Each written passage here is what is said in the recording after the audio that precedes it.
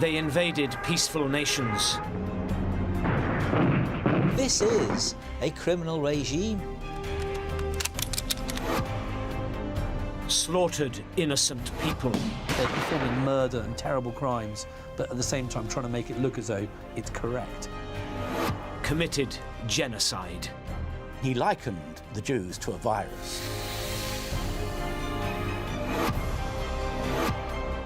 But how did Adolf Hitler and his small band of criminal conspirators persuade the German people to follow him on this horrific path? He's clearly insane. His mouth would foam with rage, as he's like a sort of a rabid dog. This series offers a unique perspective on the Third Reich. It shows how Hitler and his inner circle created an illusion of justice and legality, while behind the scenes they subverted democracy and planned a monstrous secret conspiracy based on a warped ideology and phony science.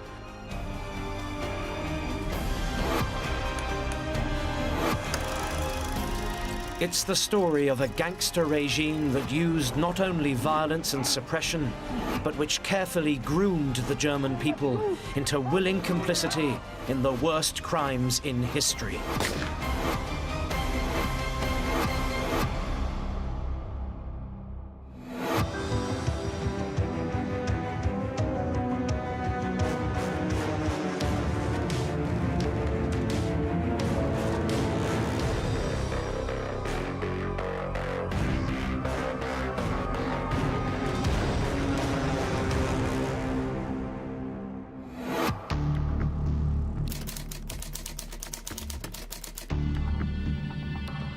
The story of the rise of the Nazi Party begins in the final days of World War I. A young soldier called Adolf Hitler is in hospital. He has been blinded in a mustard gas attack and is recovering from his wounds. With mustard gas, you'd get irritation of the eyes, there would be blisters coming out over your body, you'd suffer from nausea, you'd be vomiting. He had burning eyes, as he described it, like burning coals in his head.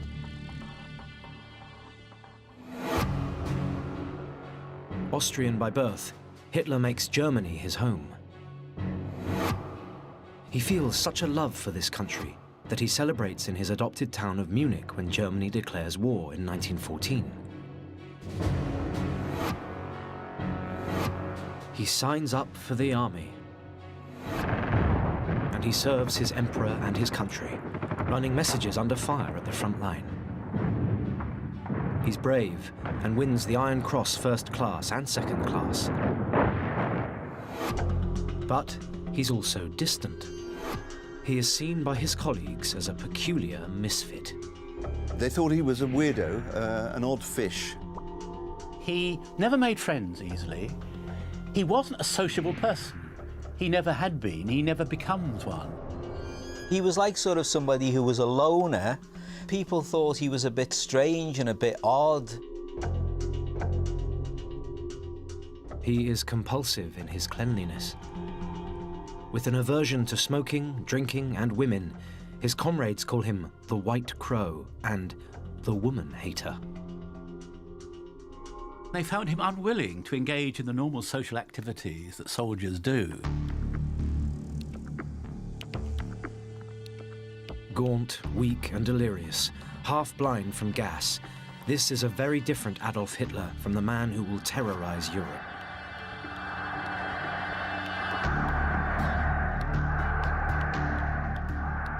This is Hitler at his lowest ebb.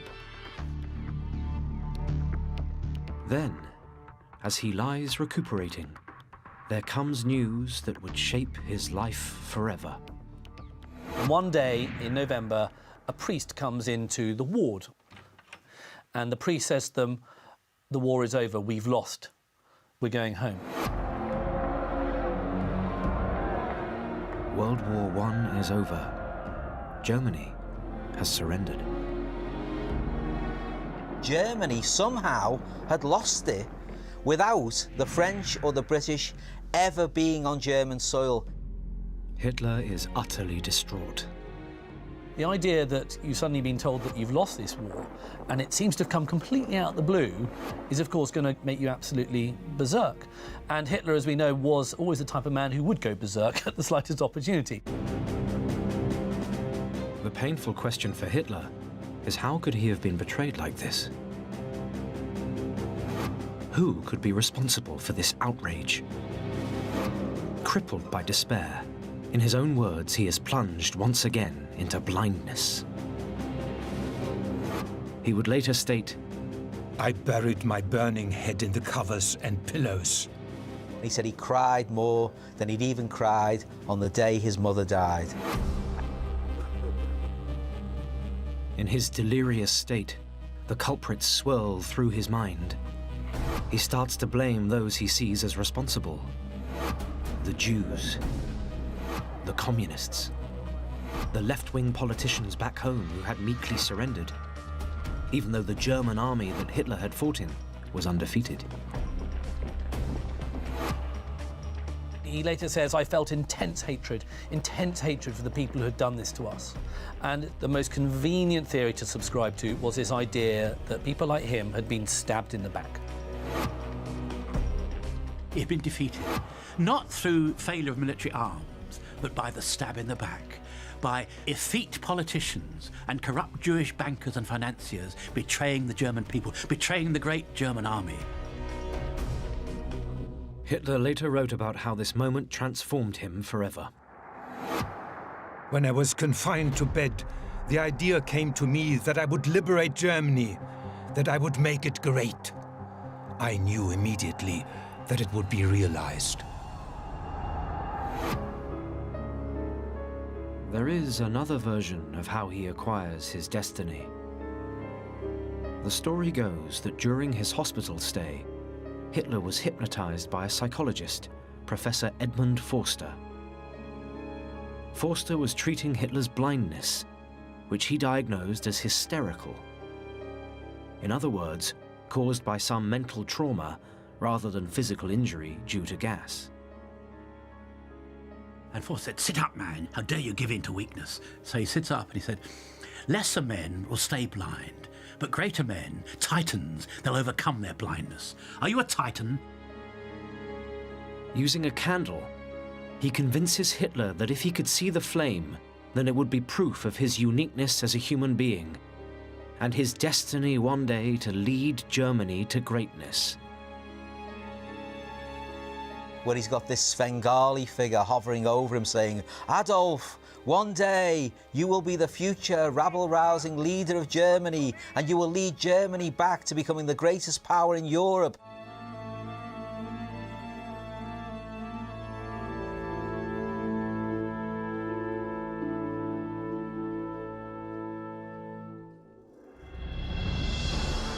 It works. Hitler sees the flame and his sight quickly returns. Something has been awakened in Adolf Hitler. He was thinking, actually, yes, you know what, maybe I am that type of man. Although contended by some, this encounter goes a little way to explain Hitler's conviction that he will go from a simple corporal to a great leader.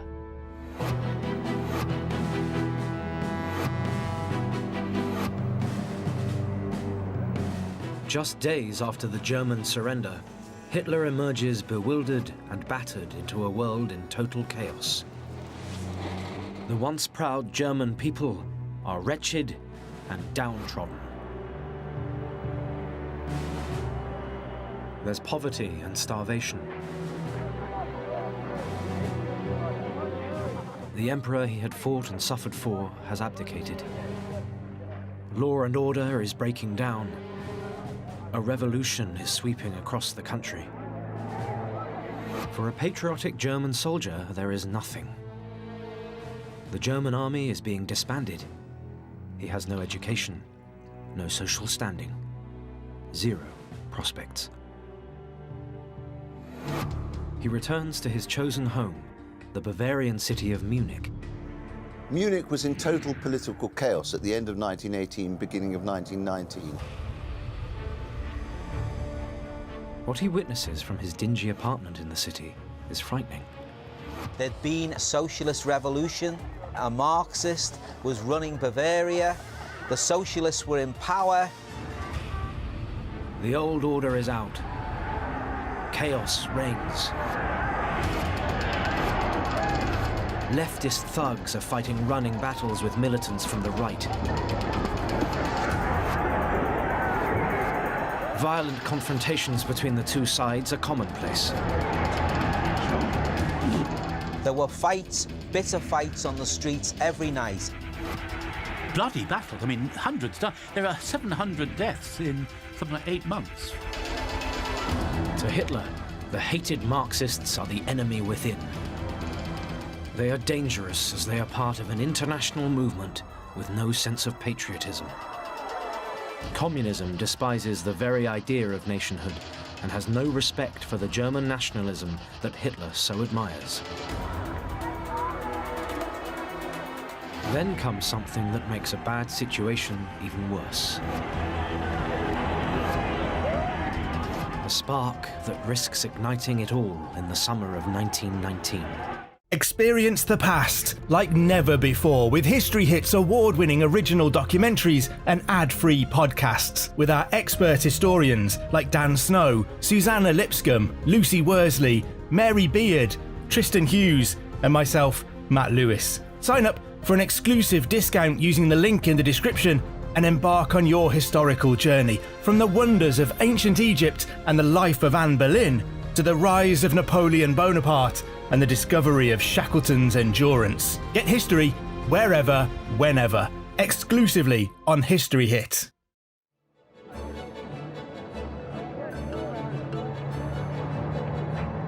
Across Europe, the victorious Allies are gathering in Paris. On the 28th of June 1919, they and Germany sign a momentous document, the Versailles Treaty. There is widespread rejoicing on the streets. But for Germany, Versailles spells catastrophe. The treaty demands revenge for World War I. It's a further humiliation which deeply affects Hitler. He cannot accept that Germany deserves such unjust treatment. Nobody could have believed that Germany would receive such a harsh settlement in the Treaty of Versailles. Germany is ordered to pay a huge 226 billion gold marks penalty for starting the war. It's the equivalent of $860 billion in today's money. That sum is made even harder to stomach by a massive reduction of territory. 13% of Germany's territory is lost. 6 million Germans lose their citizenship and are forced to become part of new countries like Czechoslovakia and Poland. 1/5 of German industry is taken over by the Allies. And here they were being truncated, being damaged, and being deprived of a large section of the population. So that, added to the shame of defeat, meant that Germany, the people themselves, individually felt a very deep sense of pain. Hitler's anger grows. The former star of Europe and rising industrial powerhouse has been crippled.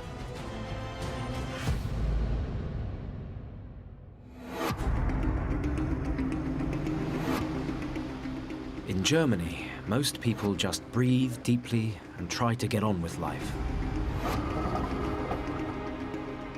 A new democratic government takes shape. It is called the Weimar Republic and is named after the German city where it was founded. Created in August 1919, it is designed to replace the autocratic, militaristic rule of the Kaiser and his generals.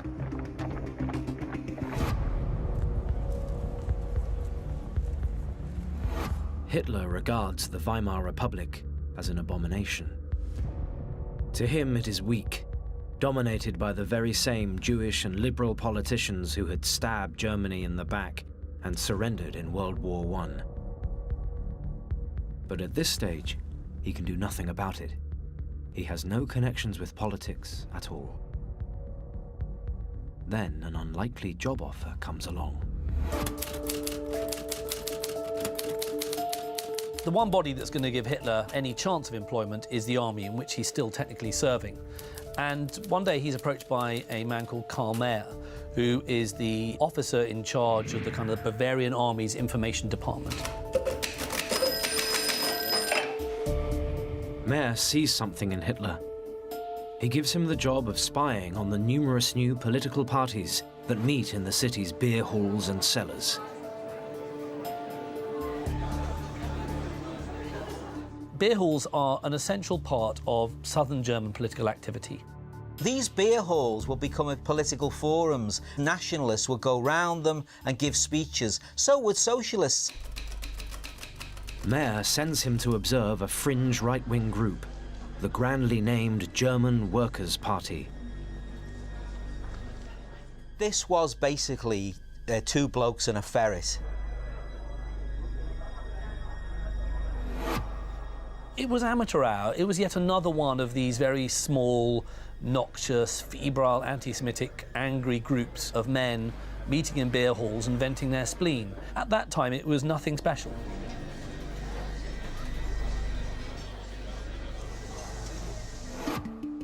In the autumn of 1919, Hitler attends their meetings, taking notes for Mayer.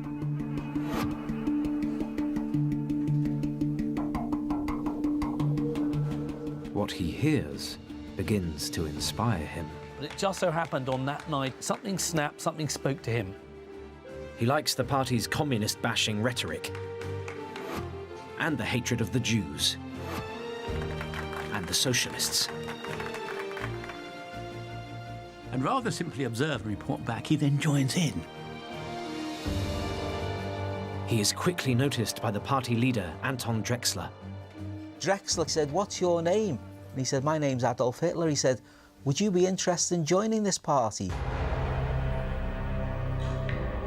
Adolf Hitler's journey into politics has begun. Quickly, he is made propaganda chief. He begins to dominate the small leadership committee of 7 that meet. And within a very short time, people like Anton Drexler realise this is the man. We can't do without him. This is the man who's going to carry us forward. It was very much about Hitler seizing the moment in those Munich beer halls, jumping onto tables and giving impassioned, impromptu speeches which carried people along. So he dominates in a way that his colleagues in the war would have been astounded at. The leadership he shows, the skill, the ability to steer things his way, remarkable.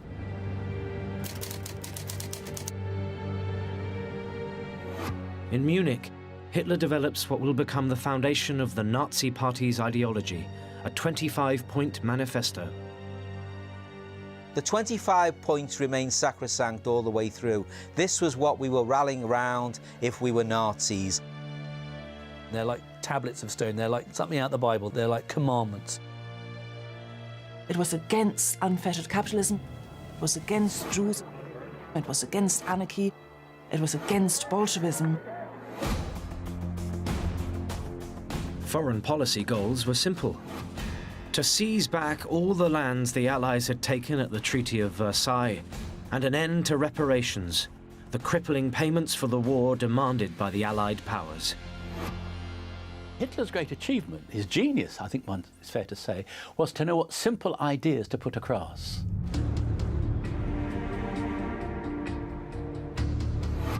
Alongside his new manifesto, he gave the party a new name and a new emblem. A blood-red flag with the swastika at its heart. One of Hitler's great elements of his political genius is to recognise the power of iconography. The visceral image of black on red really does have a powerful impact on the psyche. There is some genius in the simplicity of its message. The flag becomes the calling card for the new party. It incorporated the colours of the old German Empire with the ancient Aryan image of the swastika. So its colours were a nod to the past, but its symbol felt modern. It plays, of course, on the tradition of the Christian cross. Germany still at this point is an incredibly religious society. It's a very brutal, simple brand. From its beginning, it was a rallying brand. It's a clear symbol with bright colours, and it did look good on flags, and it did look good when they marched down the streets. So he'd given them a clear identification. Along with the emblem comes a new title: the National Socialist Workers' Party, or Nazis. The Nazi Party is born. Hitler tried to fuse the two forces of socialism, which obviously had an enormous appeal to the German working class, and nationalism together in one.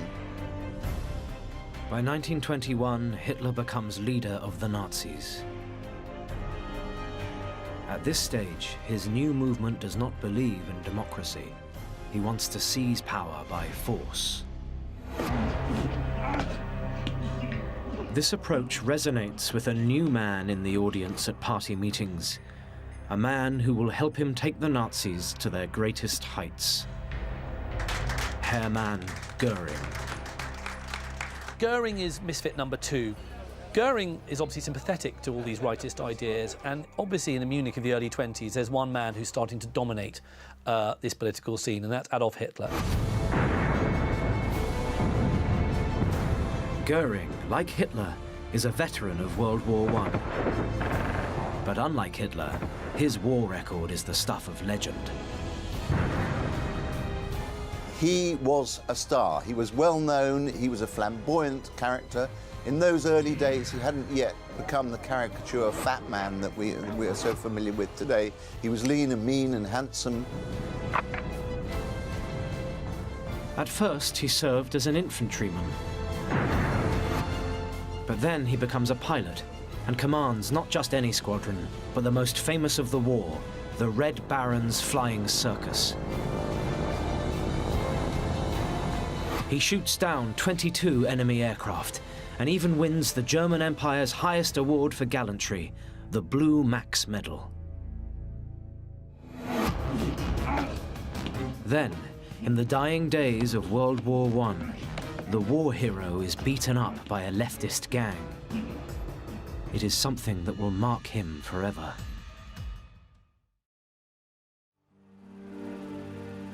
The humiliation gets worse after the war. He is unemployed, spending his days hunting for a job. Like Hitler, he becomes appalled at the state Germany now finds itself in. The former air ace is eventually forced to make a living on the road as a comedy stunt pilot, performing aerobatics. And then one Monday night, he turns up and sees Hitler talk, and Göring's just blown away. And he says, finally, I've come across someone who's got a clear and definite aim.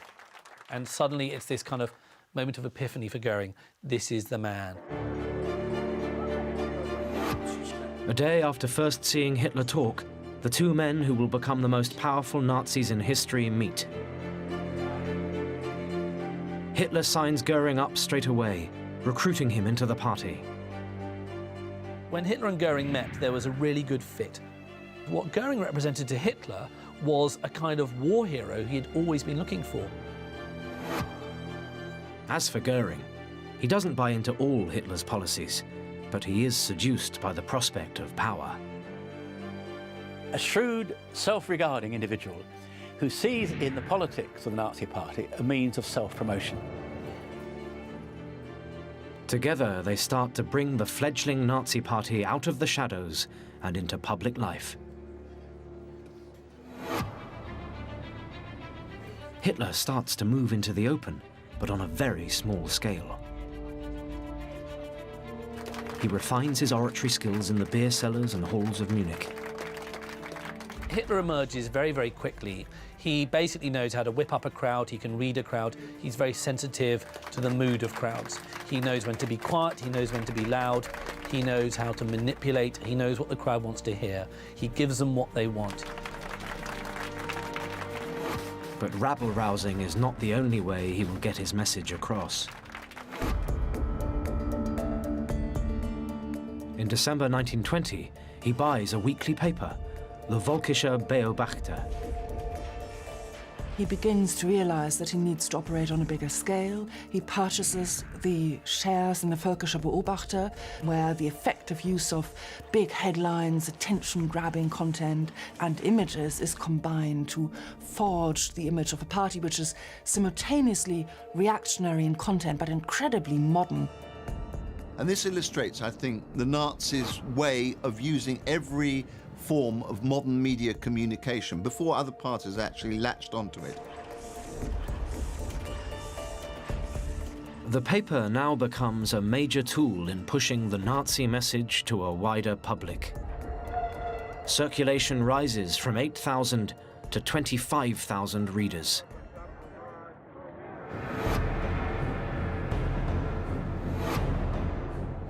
But the Nazis are still only a small fringe organization. If they are to fulfill Hitler's plan of seizing power by force, they need more than newspapers. They need muscle. He's conscious on the streets in disturbed Germany, you need the heavy mob. We've got to remember that politics in Germany at that time was violent, very much militarized. Enter the SA, the Sturmabteilung, Hitler's brown-shirted heavies. The SA are very much the anti-intellectual movement of the Nazi Party. They are disaffected people who have fallen through the cracks of the Weimar system. A lot of them are young men who are unemployed and for whom the promise of Weimar capitalism hasn't really come true. The recruiting message is simple. Come and join a cause. We'll give you a uniform. We'll let you bash heads. We'll let you kick communists and Jews. You'll have a whale of a time, lads. And we'll provide the beer as well. The uniformed SA get involved in street brawls. They eject hecklers from meetings. They intimidate opponents, but they are also ill-disciplined.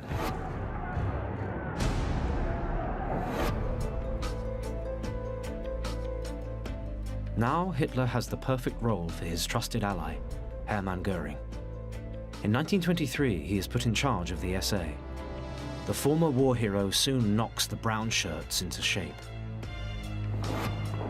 Hitler would later state, I gave him a disheveled rabble. In a very short time, he had organized a division of 11,000 men.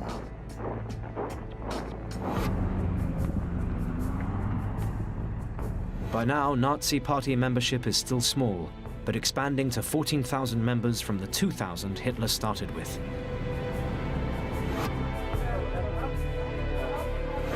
For the first time, there are offices outside Munich as the party expands its base.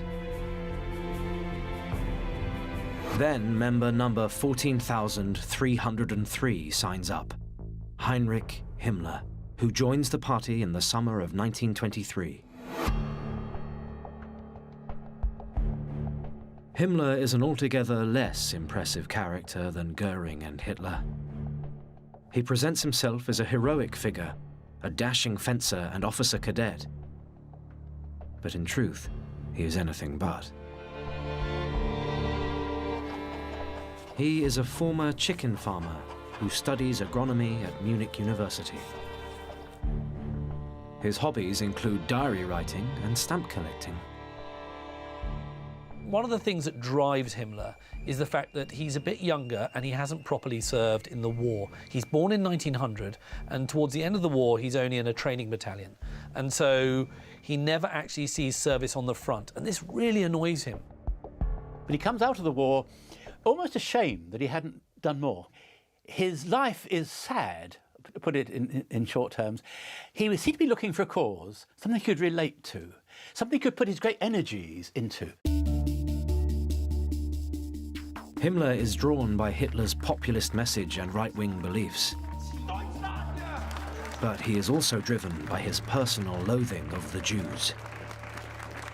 In his diary, which has survived, We see him talking about the Jewish question all the way through from about 1918 to 1922, and he talks about the Jews as the scourge of humanity. They have to be removed from society. So he's very strong on the anti-Semitic policy of the Nazis. And of course, Himmler goes on to be the leader of the SS, which eventually plans the final solution.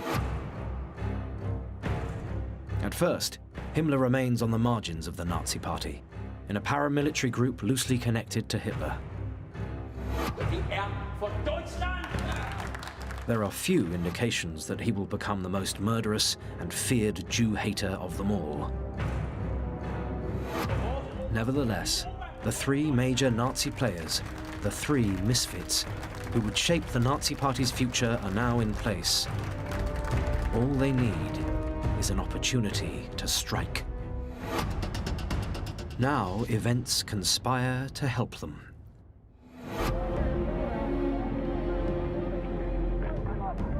Germany plunges into economic disaster. Hyperinflation is gripping the economy. Grotesque mismanagement of the nation's finances means that a loaf of bread rises from 165 marks to over 1 billion in the space of 10 months. For ordinary Germans on fixed wages, that's an unimaginable increase. It is the workers who suffer most. He can buy less, his wife in the shops can buy less, his children have less. So for the working class, it was a deeply disillusioning time. A pound of meat rises to 9 billion marks, a beer to 52 billion. The middle classes were also affected. Those who had been carefully saving for a secure future saw their hopes ruined. The tragedy for the middle class was that most of them had invested, were still investing, in pensions, and they found that these were almost wiped out within 2 or 3 days, given the pace of inflation. So the stability that the middle class buy into through their pensions and their income and their investments, that was shattered. So the middle class feel their moorings of their lives are being taken away from them. Once more, unrest returns to Germany's streets. For the Weimar government, it's a disaster. Germany defaults on its reparations payments to the Allies. In lieu of payment, French and Belgian troops seize the only asset Germany has. They occupy the Ruhr, the industrial heartland of the country. The Ruhr was the main centre of industrial activity in post-war Germany. And for that to be occupied by the French was a shattering blow. They actually took away the basis of their economy for that period. Foreign troops' boots are on German sovereign territory. There's nothing worse for a proud people than to be occupied. It reminded them of just how vulnerable they were to the vindictiveness of the Allies. These allies are determined to hold back the German economy. They're taking our money. They want total humiliation from the German people. So this was a rallying call, if you like, for nationalism.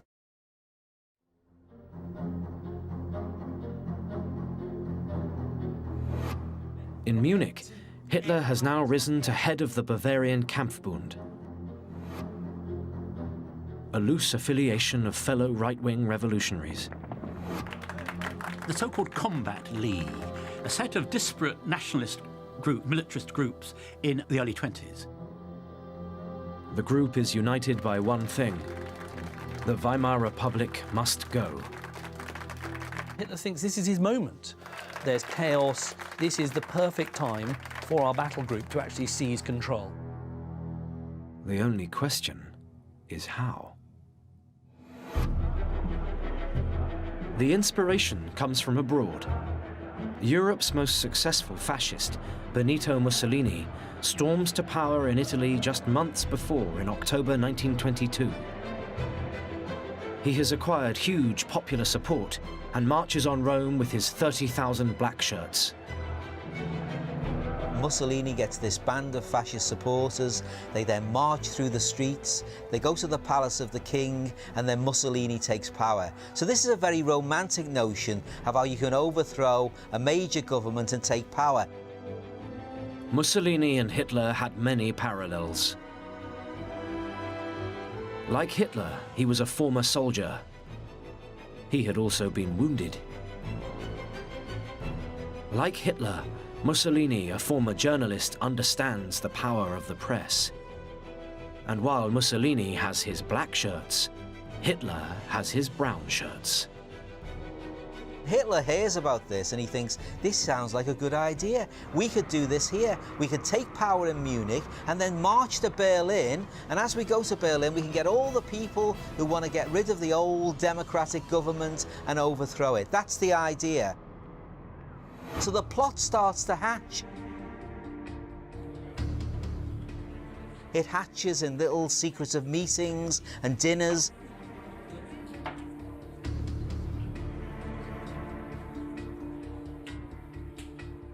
The first challenge is who to lead the revolt.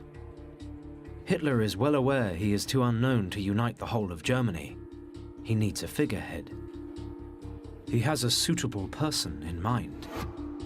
General Erich Ludendorff, national hero of the German right and one of the great commanders of World War I. So Ludendorff had this military position which was highly attractive to the Nazis. They were so pleased he joined their cause. He pressed all the right buttons, we might say. In many ways, you can see Ludendorff as the kind of titular head, the kind of symbolic head of this movement, and whereas Hitler is often referred to as the drummer. He's the one beating on the march. He's the one who's making it go, and it's Ludendorff at its head. And that's kind of how you should see the two roles. But Ludendorff is a very, very important figure. Next, the plotters discuss the mechanics of how to seize power. The aim is to challenge the Bavarian government in Munich as the first step towards challenging the government of Germany overall. First, Hitler will hijack a major political meeting of the leaders of Bavaria. Present will be the state prime minister, Gustav von Kahr. He would force von Kahr and the leaders of the state police and military to join the coup. Ludendorff would be critical in persuading the three men to come on side. If someone as senior and as distinguished as Ludendorff supported the Nazis and Hitler, then that gave Hitler enormous prestige. With von Kahr and the two others on his side, Hitler believes he can get the army and police to join the revolt.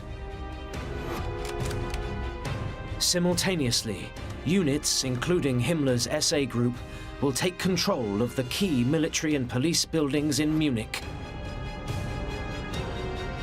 The date is finally set.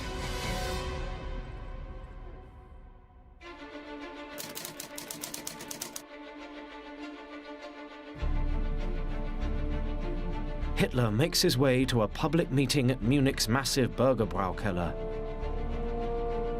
It starts on the evening of the 8th of November at around 8:15 when Hitler turns up in a red Mercedes at the Bürgerbraukeller in Munich. Inside, Gustav von Kahr is addressing the crowd. With him are the two chiefs of the Bavarian police and army. So all the three triumvirate men who were running Bavaria at that time were in this one beer hall at the same time. He decided to go to the Bürgerbraukeller and to seize the initiative at the meeting and to pin von Kahr down and the triumvirate to backing the revolution. All across Munich, SA activists get the call to don their uniforms and head to assembly points around the city to be issued with rifles. Soon, SA men armed with rifles and steel helmets arrive at the beer hall by truck. Together with 600 SA men, Hitler storms the 3,000-strong meeting. Hitler is very theatrical. He then marches up to the stage with a pistol in his hand. He declares, The national revolution has broken out!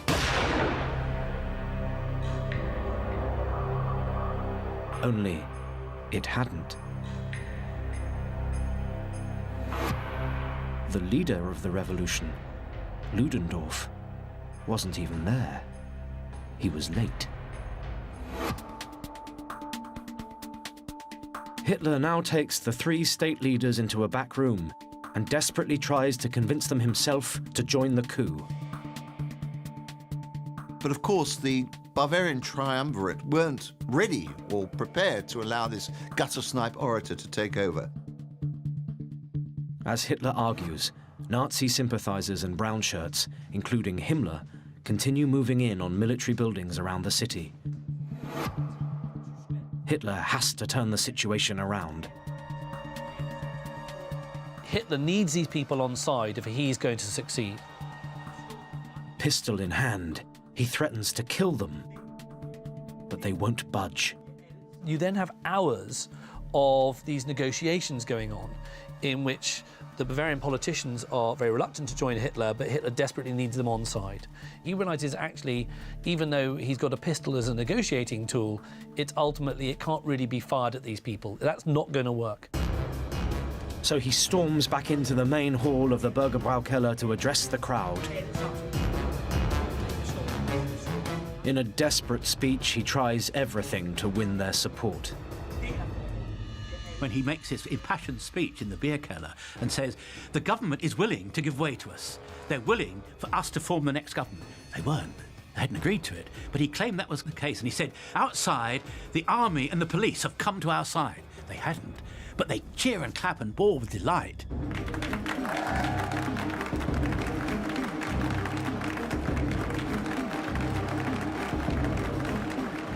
Finally, Ludendorff arrives. The mood is electric.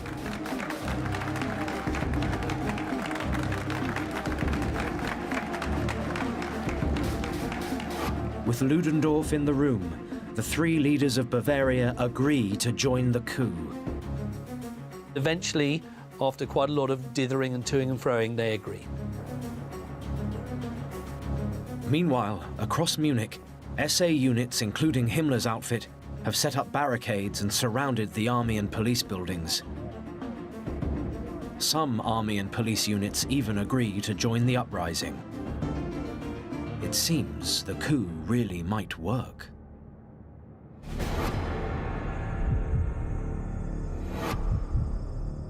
But at other army barracks, soldiers refuse to side with the Nazis. With the coup in the balance, everything depends on what Adolf Hitler does next.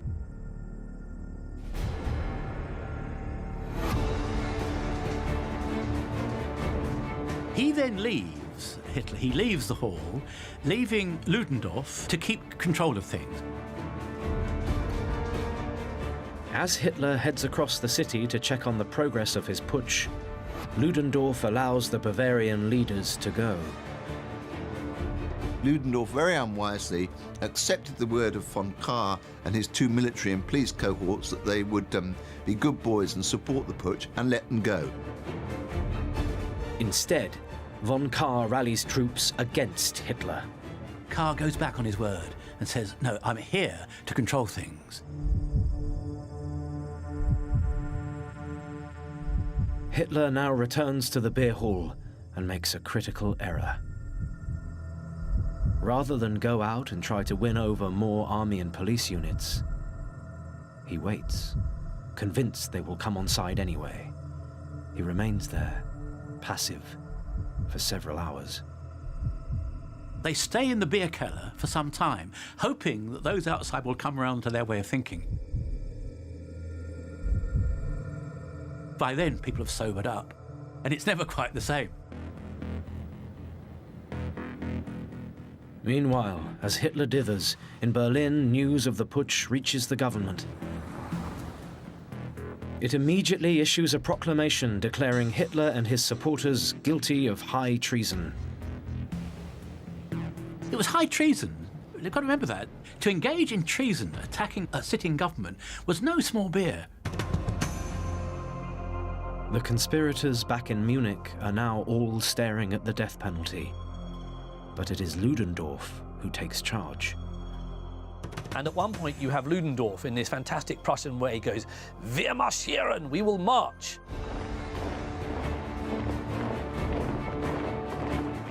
Finally, with 2,000 men, including Ludendorff and Göring at his side, the Nazis march on central Munich. But the authorities are waiting for them and have prepared defenses. It is the moment of truth.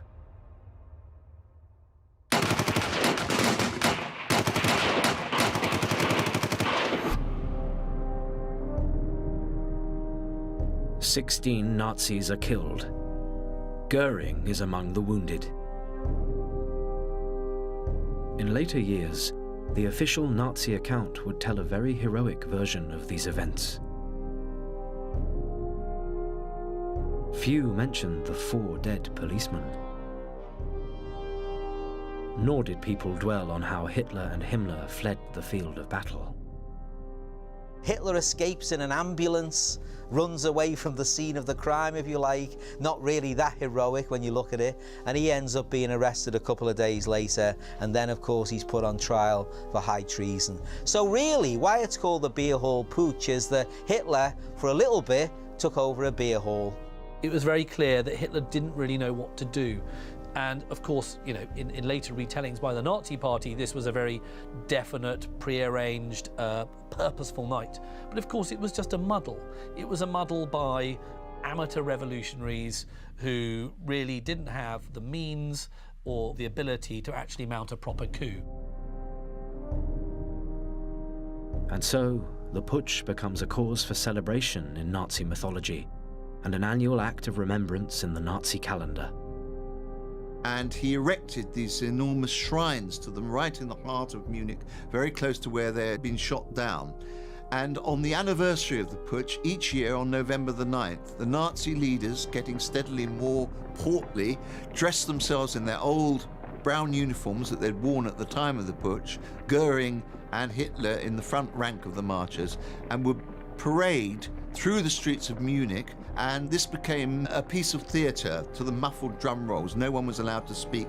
There was just total silence as the Nazi leadership paraded through and reenacted the putsch. Each year they did this, and they continued to do this right up until 1939, when a lone would-be assassin, a left-wing worker called Georg Elser, detonated a bomb in the beer hall where the putsch had started, almost wrecking it, and after that the marches were discontinued. But back in 1924, it seems as if it is all over for Adolf Hitler. He is arrested. His Nazi party is disbanded for starting a coup. His newspaper, the Völkischer Beobachter, is also banned. Nevertheless, even though he seems to be facing disaster, Hitler has learned a crucial lesson that will ultimately carry him to power. Being on the fringe of politics won't work. Most people don't support parties that try to seize power through force. If he wants to fulfill his destiny and become the leader of Germany, he will have to find another way. The main lesson that Hitler learnt from the putsch was that violence doesn't work, especially unsuccessful violence. He realised that if he was going to come to power, he'd have to do so legally. You do it constitutionally by using the electoral system. We'll carry people with us. We don't need a majority even. We just need to be dominant in our thinking. So, even though Hitler's coup looks like a total failure, in fact, the rise of the Nazis is only just beginning.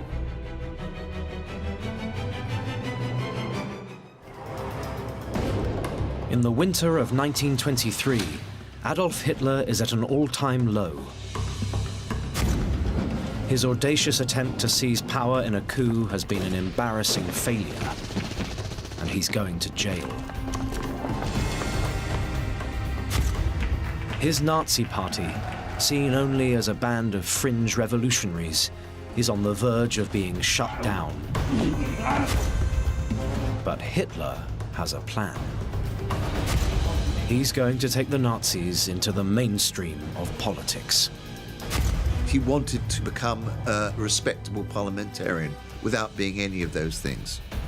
Purpose, love of the nation, nationalism, that'll take us through. That will carry the day. And it does.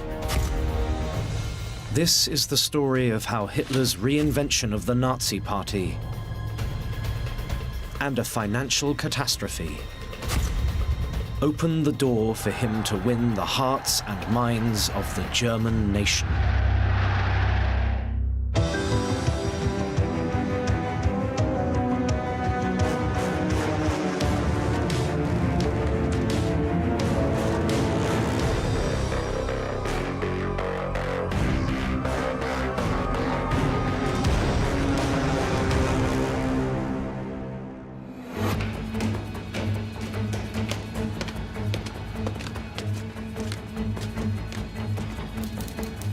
Adolf Hitler is led into court to stand trial for high treason. 4 months before, Hitler and his National Socialist Party had attempted to overthrow the German Weimar government in Munich.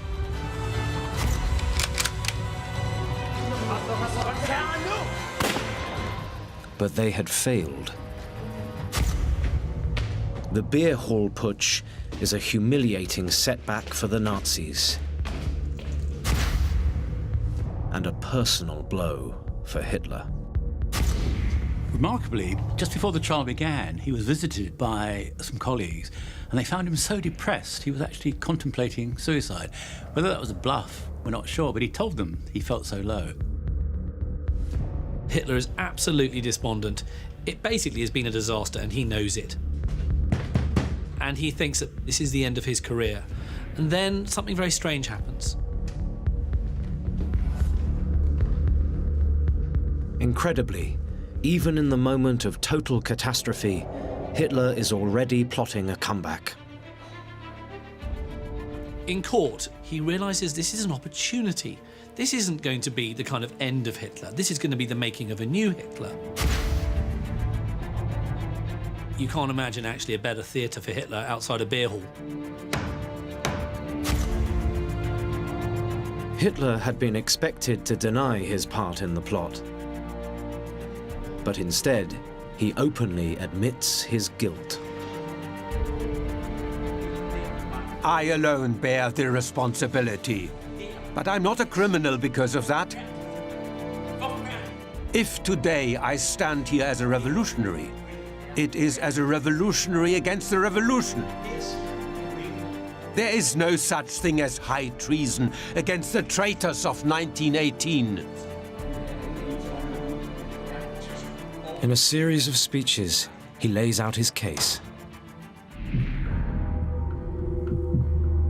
First, he targets the Treaty of Versailles signed at the end of the First World War, which has left Germany financially crippled. He's outraged that Germany has been forced to pay huge sums to the Allies for starting the war, leaving its people starving and impoverished.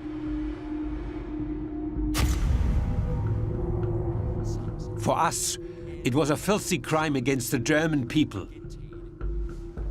A stab in the back for the German nation.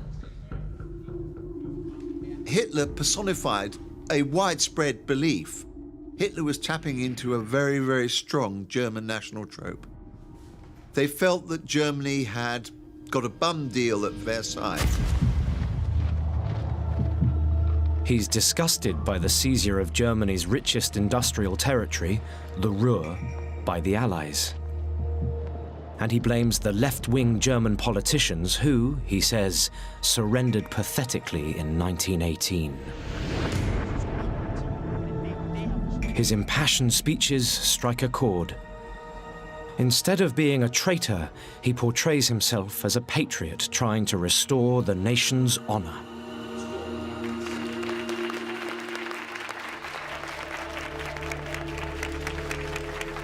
the idea of the victim status of Germany, the idea the Allies are at fault in imposing Versailles upon them, and the fact that Weimar itself, the government, is at fault in giving in to so many demands from outside and not having the capacity to lead Germany correctly. He's got quite a degree of sympathy going for him. But Hitler also states something else. The leadership of Germany, he proclaims, is his destiny. The man who feels called upon to govern a people has no right to say, if you want me or summon me, I will cooperate. No! It is his duty to step forward. The man who is born to be a dictator is not compelled. He wills it.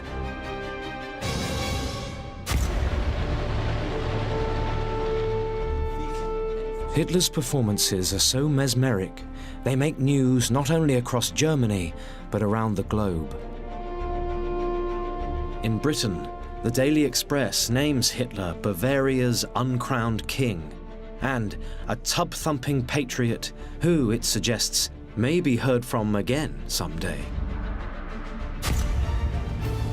But Hitler still has to convince one person at his trial: the judge. After 4 weeks in court, he reaches his verdict.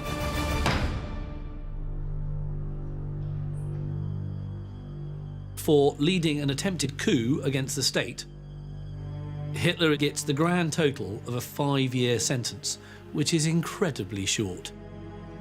He's lucky, actually, to not got a death sentence.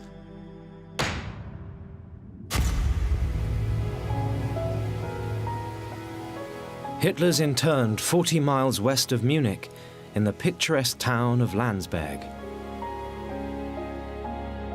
And he's treated like royalty in exile.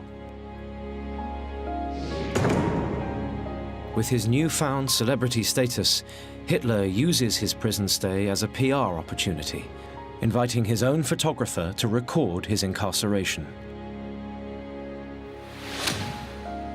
It's just one of a number of privileges he's given behind bars.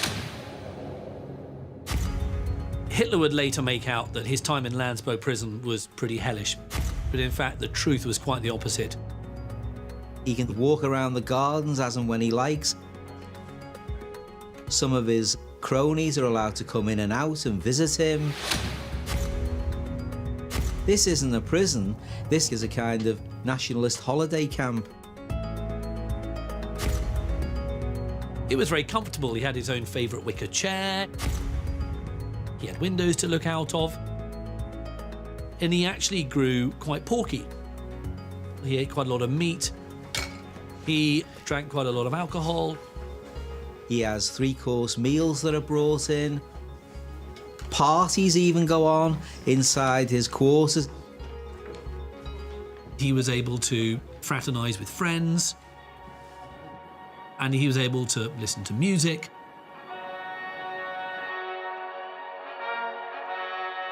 Hitler's music of choice is Wagner. He had access to a wind-up gramophone. The old large 78s would be at his disposal. He adored Wagner, and even as a teenager, he would spend his last groschen, his last shillings, on going to the opera in Vienna and listening to Wagner operas. For the Austrian-born Hitler, Wagner embodies everything he loves about his adopted country, Germany. It's the nature of the music that took Hitler. The grandness of the music, the sheer expansion of it, the themes themselves, taking on the gods of the great traditions of German culture. It's grand, it's ambitious, it's hugely confident. He saw in Wagner inspirational content. Stirred by this sense of nationalism, and by the works of an array of philosophers he spends hours absorbing, Hitler decides to set down on paper his own beliefs. If you're going to be a National Socialist party, you're competing with the Communist Party, and they have a book on which they base their ideas, which is Das Kapital by Karl Marx. So he decides that the Nazi Party needs a philosophical tract where he can outline the ideology of the party. Imprisoned with him at Landsberg is one of Hitler's co-conspirators from the beer hall putsch, Rudolf Hess.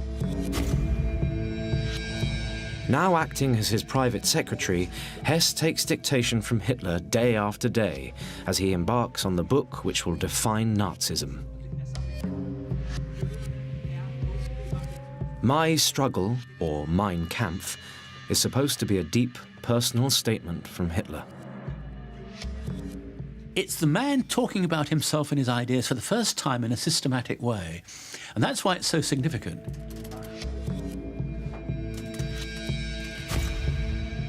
Distorted tales about Hitler's childhood, his early youth in Vienna, and his war experiences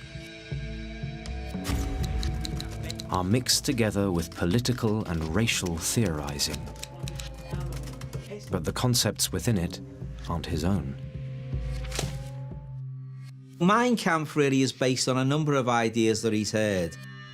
It's kind of a melting pot of ideas robbed from philosophy, taken from, you know, the back of a beer mat. Really, it's a kind of mishmash. At its heart is Hitler's belief that the Aryan German people are the natural master race,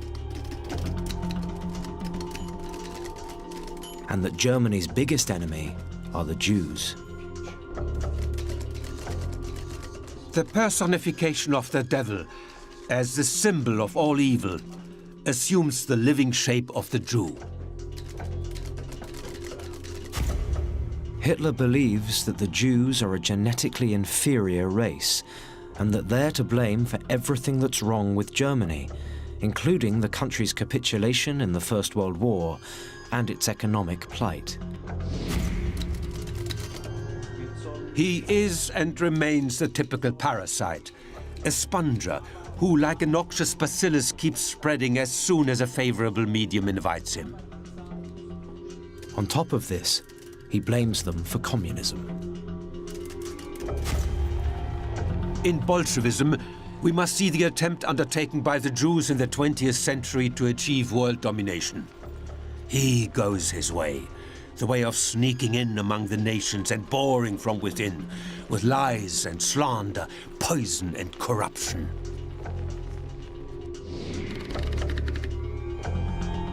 Mein Kampf even contains a frightening warning about Hitler's intentions.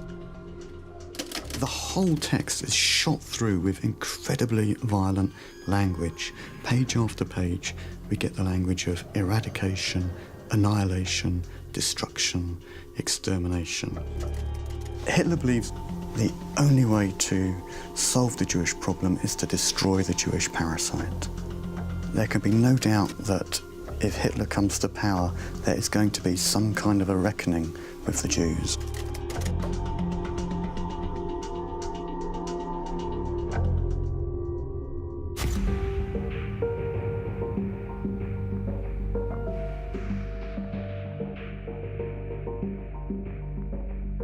Hitler's next key policy is inspired by a Munich University lecturer in political geography and a former tutor to Rudolf Hess, Dr. Karl Haushofer. During a visit to Landsberg prison, Haushofer introduces Hitler to the concept of Lebensraum, literally, living room. Implicit within Lebensraum is this idea of territorial acquisition. Karl Haushofer believes that Germany is overpopulated, and he says that the only way for Germany to break out from its density of population is to get living space, Lebensraum. Lebensraum gives Hitler the idea that in order for the nation to become a great power, Germany must invade other countries, particularly those populated with the races he deems inferior. That would imply, wouldn't it, that Germany needed to gain territory from other countries and, of course, take over Poland and the Soviet Union. Now, Hitler's thoughts on the Treaty of Versailles, the destruction of the Jews, communism, German supremacy, and headlong expansion have been crystallized for public consumption. Mein Kampf will serve as the blueprint of the Third Reich and Hitler's dream of a new order. All he has to do is take it to the German people.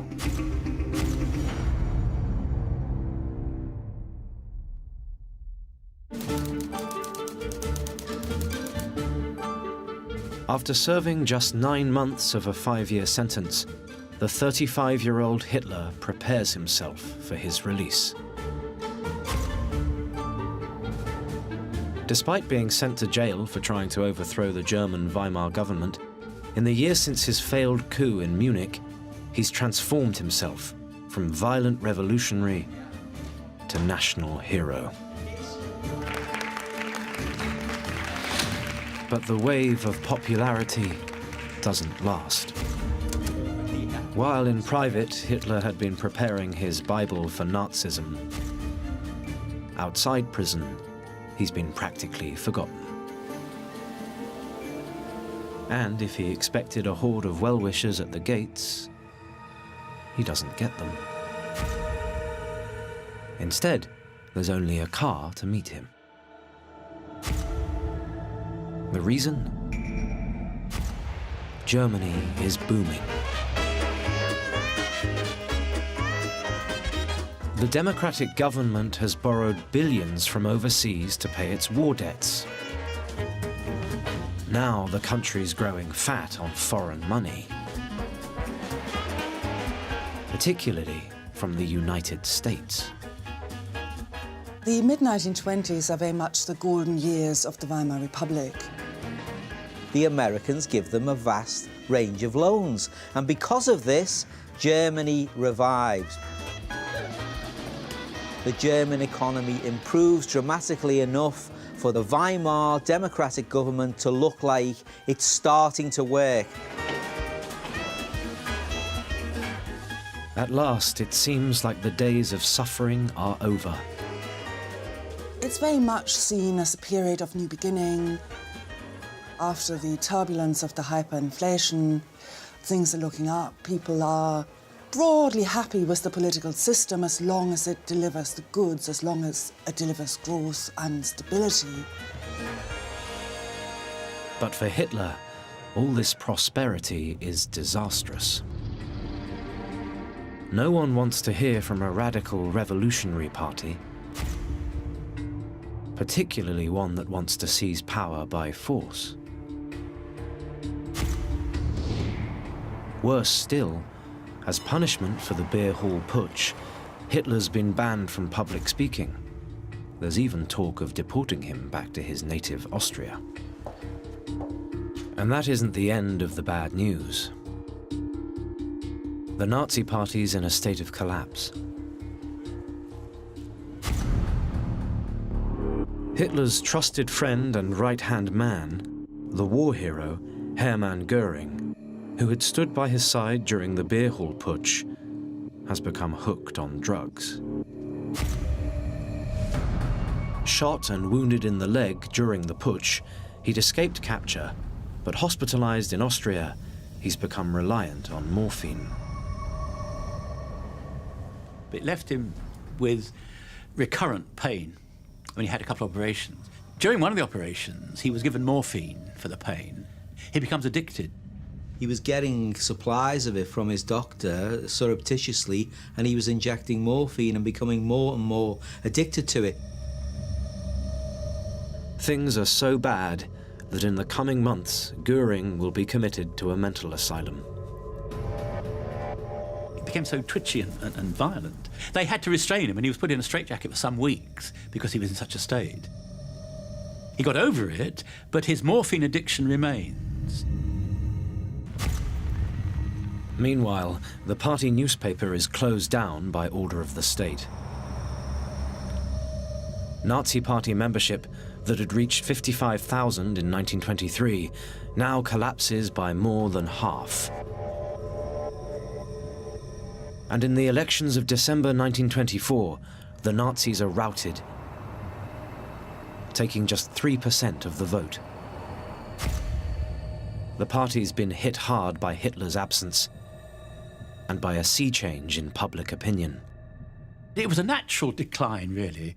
If the man who made the party what it was, if he's not there, it's bound to go to some decline. Then if we add to that the economic recovery, then Nazism didn't have that strong appeal that it had prior to the putsch. Even more humiliating, when Mein Kampf, Hitler's autobiographical manifesto, is published, it's a commercial flop. It sells only 10,000 copies. Not even every Nazi buys one. For Hitler, this is a crisis moment. His party's on the verge of extinction. If he's to turn things around, something's going to have to change. Hitler made the decision that from here on the Nazis must no longer be a revolutionary, violent party. They must adopt the forms of legalism. They must stand in elections. They must go through the motions of being a democratic parliamentary party. Hitler decrees that the Nazi Party will be relaunched. It will be reputable and democratic, seeking power not through violence, but by winning seats in the German parliament, the Reichstag. He didn't resile at all his view that Parliament was a nest of fools and traitors, that democracy was a ridiculous facade manipulated by the Jews and the communists, but he would go through the motions because he saw the putsch and violence had been an abject failure. He wanted to put on the garb, the mantle, the coat of respectability and become, at least on the surface, a respectable parliamentarian without being any of those things. Behind closed doors, Hitler tells his inner circle. We shall have to hold our noses and enter the Reichstag. If outvoting them takes longer than outshooting them, at least the results will be guaranteed by their own constitution. Sooner or later, we shall have majority. And after that, we shall have Germany. Now Hitler starts to develop the tactics that will ultimately propel his party to power. Outwardly, he and the Nazis will present a veneer of respectability, while inwardly sticking to their violent and extremist plans.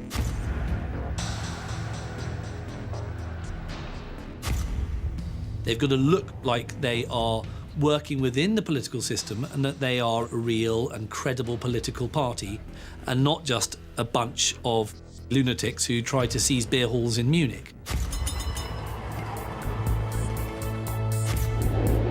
With Germany now seemingly prosperous under a democratic government, Hitler realizes that the only way he can take power is to win the hearts and minds of the German people in an election.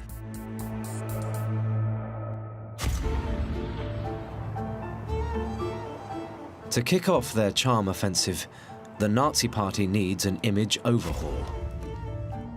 And it begins with Hitler himself.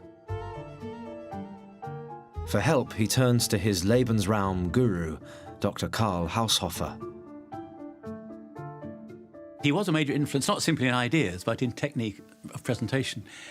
This notion that presentation is everything in politics. Haushofer helps to construct a series of new looks for Hitler to make him appeal to as many people across Germany as possible.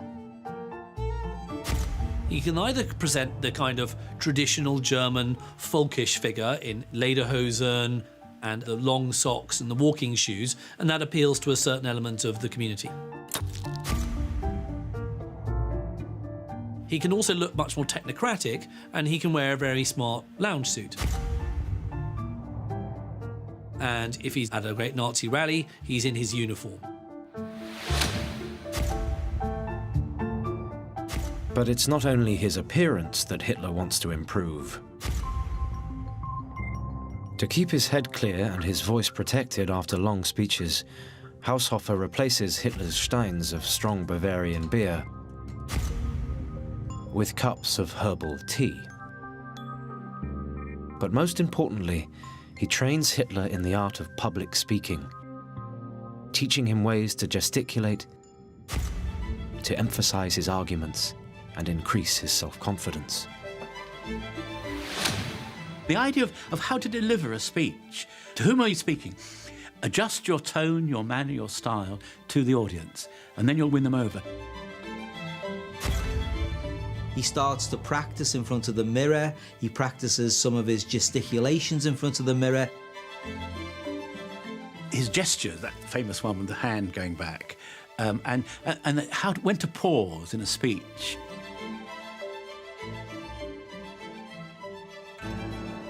He has a series of photographs taken so that he can see which gesticulations work best in his speeches. So he's really into the idea of image. It's easy to poo-poo that and think that this is a vain and self-obsessed thing to do, which of course Hitler was. But at the same time, it makes total sense. If oratory is one of your hallmarks, you've got to get it right. So why not practice in front of the mirror? With a new, glossy image, Hitler now needs someone to sell it. He's already found the perfect person. Failed writer, Joseph Goebbels. It's hard to imagine a less perfect form of Nordic Superman than Joseph Goebbels. If anybody doesn't look like a Nazi, it's Goebbels. He's short, he's slight, he's physically imperfect because he's got a club foot, and he's also really quite ugly. But what he has is a very quick mind. He's a PhD in philology, and he recognises the power of propaganda and words. With hang-ups about his height, his disability, and his rejection from the German army because of it, he also despises the Weimar government. Goebbels' feelings about the Weimar Republic can be easily summed up. He detested it, he loathed it from the bottom of his heart. He thought it was a corrupt, decadent parliamentary system. He came from a very poor Catholic background, but he'd fallen out with the Catholic Church.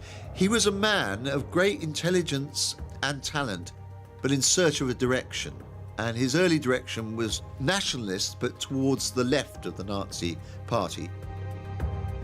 Despite being more left-leaning in his politics, Goebbels shares Hitler's anti-Semitic beliefs. He really did hate Jews. He hated people who didn't conform. Arguably, he is the most unpleasant of all the Nazis. But in terms of his vindictiveness and his hatreds, very, very sharp. But keen to attract the attentions of Hitler, it's his gift for flattery that first gets him noticed. In a letter prompted by Hitler's speeches during his trial for the beer hall putsch, Goebbels had written, "Like a rising star, you appeared before our wondering eyes. You performed miracles to clear our minds and, in a world of skepticism and desperation, gave us faith. You named the need of a whole generation. One day Germany will thank you." Almost overnight, Goebbels was changed. Here was a man he thought he could identify with. He threw himself into politics locally, working for the Nazi party in the Rhineland where he lived. And intriguingly, he developed an adulation of this man whom he had never met and did not know in person. It was not, in fact, for another 15 months that he met Hitler for the first time in the summer of 1925.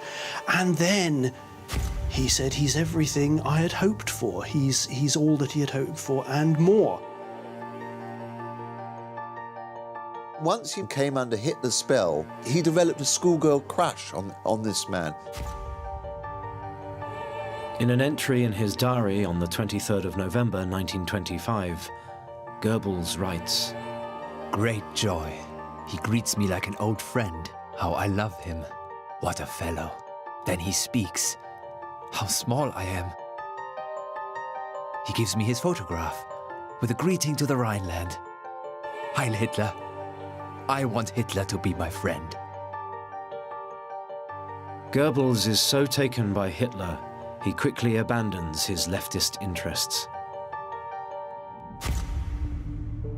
In order to rebrand the entire Nazi party, Hitler recognizes he needs the help of a man like Goebbels.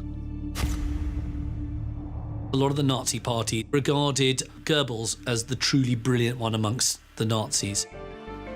He was very quick-witted. He doesn't have this lumpen, cliched Prussian German way of doing things by the book.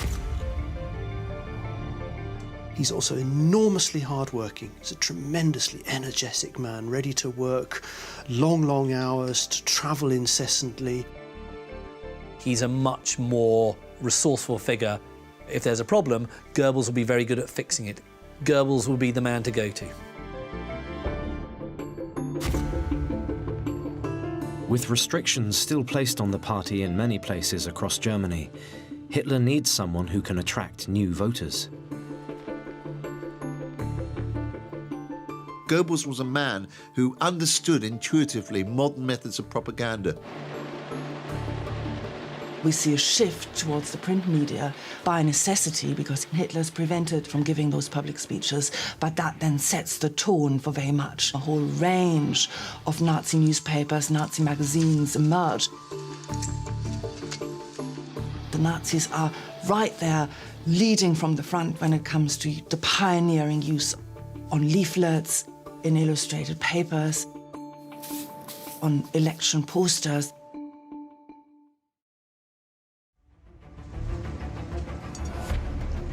Hitler's so impressed by Goebbels, in November 1926, he hands him the important role of taking the Nazi party message to the nation's capital, Berlin.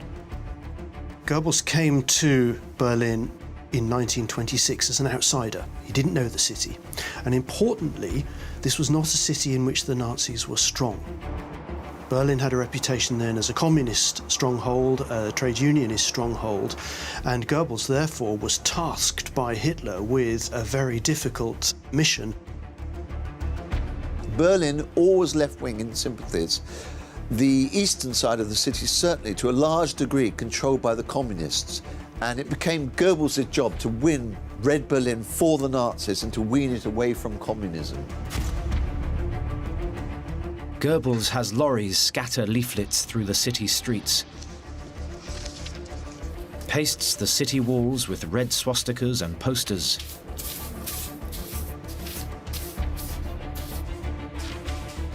and uses his Berlin newspaper, Der Angriff, the attack, to feed Hitler's political ideology to the masses. But he also uses another great talent. Speech-making. The ban on public speaking is lifted in 1927. Goebbels now becomes a regular speechmaker for the Nazis.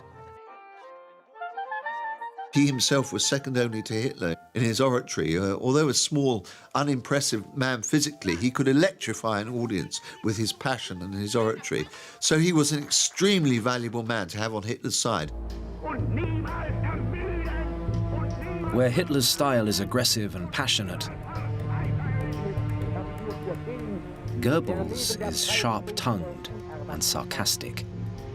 Goebbels thrived in a confrontational atmosphere. He was at his best in a smoky hall with his opponents present. His speeches were long, they were often erudite, but they were also witty and entertaining, and he had a particular ability to put down hecklers. But behind the smart exterior, Goebbels is a thug.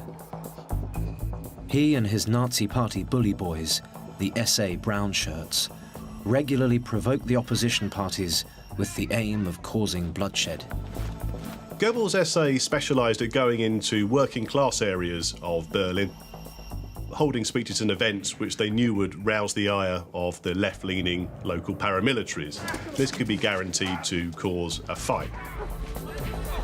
They battled it out literally in the streets, using koshes, using chair legs, using bottles and beer mugs. They even shot and stabbed each other on the street. Unhesitatingly, Goebbels used violence to achieve his end.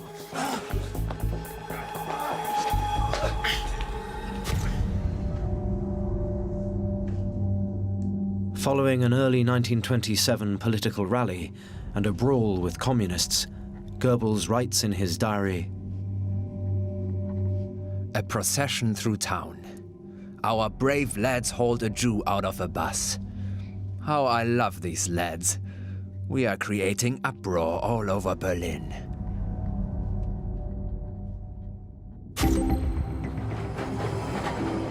While Goebbels is busy sorting out the German capital, back in Munich, Hitler is working on the final touches to his image. He wants something that will set him apart. As the aspiring ruler of Germany, Hitler is looking to create his own special bodyguard. The obvious group to recruit from are the SA Brown Shirts, but they're seen as too thuggish. He needs something more elite, more presidential. Enter the Schutzstaffel, Hitler's new protection force, or SS. The SS are meant to be the ideal of German manhood. Membership is restricted only to those who can trace their Aryan ancestry back to the 18th century. You could compare the SS to a kind of imperial guard from ancient Rome. They were the tallest, the best, the fittest, and they were dressed in these immaculate black uniforms. The distinctive uniforms which Hitler will eventually put them in are made by clothes designer and Nazi Party member Hugo Boss. Nothing is more striking in Nazi propaganda than the outfit of the SS. Meant to be daunting, meant to be frightening. You had to wear black boots, you had to have black breeches, and they also have this skull and crossbones emblem, the Totenkopf. The Totenkopf is meant to symbolise strength and purpose, loyalty, and commitment unto death. With a fast-evolving party image, a powerful propaganda machine behind them, and the 1928 election on the horizon, at last Hitler can put his new-look Nazis to the test. The Nazi Party machinery has been revamped. Party membership has increased fourfold since 1925. Hitler is busy putting into practice the tactic of looking outwardly respectable while sticking firmly to his secret agenda. Traveling around the country, he gives dynamic speeches that reach out to the unemployed and frustrated working classes, while reassuring the wealthy that he's not an extremist. But there's precious little mention of his real agenda: the Jews. Hitler tries to project the party as a kind of model of political respectability. He tries to tone down anti-Semitism. Instead, he targets the rural working classes, where Jew baiting isn't an electoral issue. There are no Jews in these local rural communities, so really they're more interested in agricultural prices, they're interested in the prices of their goods as they take them to market. They're not really interested in the Jewish question. And there's another reason for the Nazis to play down their anti-Semitism.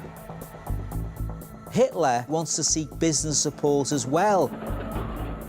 Most of Germany's major businesses are still exporting and interchanging with people in other countries who are Jewish. Hitler's central political thrust isn't racist, but economic. He warns that the country's booming economy is propped up by American money, which, if pulled out, will see Germany collapse. The phrase that Hitler uses in some of his speeches is that Weimar is dancing on a volcano, and that really all of this prosperity is down to loans, and eventually it will all collapse and Germany will go back into a terrible state of depression again for relying on these American loans. But when the election results come in May 1928, it's a shock. The Nazis receive just 2.6% of the vote. The Communists, Hitler's main rivals, have gained 4 times more support. Hitler and his party have done worse than they did in the 1924 elections. The new image hasn't worked. It looks like the Nazi party's going nowhere. They were still an extremist party on the fringe with a minuscule percentage of the vote. But you have to remember that Germany was still enjoying a spell in the economic sunshine. Nazism was like a snowball. It flourished in cold, dark times, but you subject it to sunlight and it will melt. And if the economy is the sun, that's what will happen to Nazism. It'll only be strong in critical times. It's a party that depends on extreme conditions. It won't be strong when things are going well. And 28 is an interesting commentary, really, on that. The party couldn't make inroads. In the aftermath of the election results, Joseph Goebbels writes in his diary, "Inner depression. The necessary reaction to the last few weeks.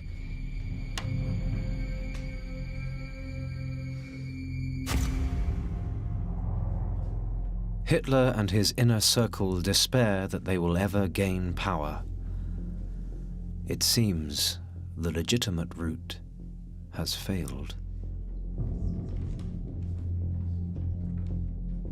But an earth-shattering event changes everything.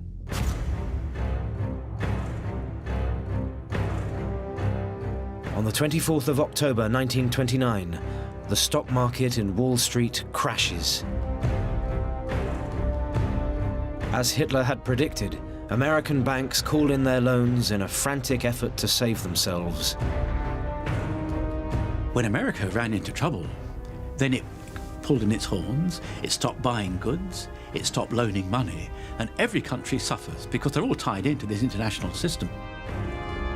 The Great Depression sees countless thriving businesses plunged into bankruptcy all over the world.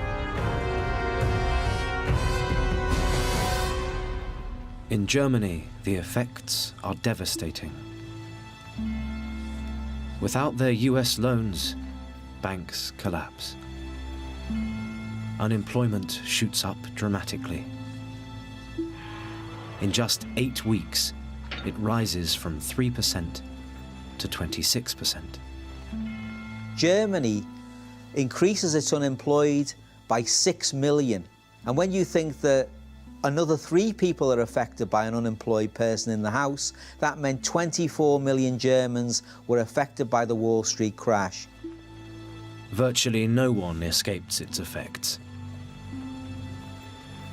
People who'd painstakingly built up their savings after the hyperinflation of the early 20s are hit hard. The middle class were again faced with a renewal of the nightmare that they had seen around about 1923, when the huge inflation beggared them, actually wiped out their savings almost overnight. Humiliation and misery is compounded by poverty and starvation as parents struggle to feed their children. Chaos returns as the German people increasingly lose confidence in the Weimar Republic.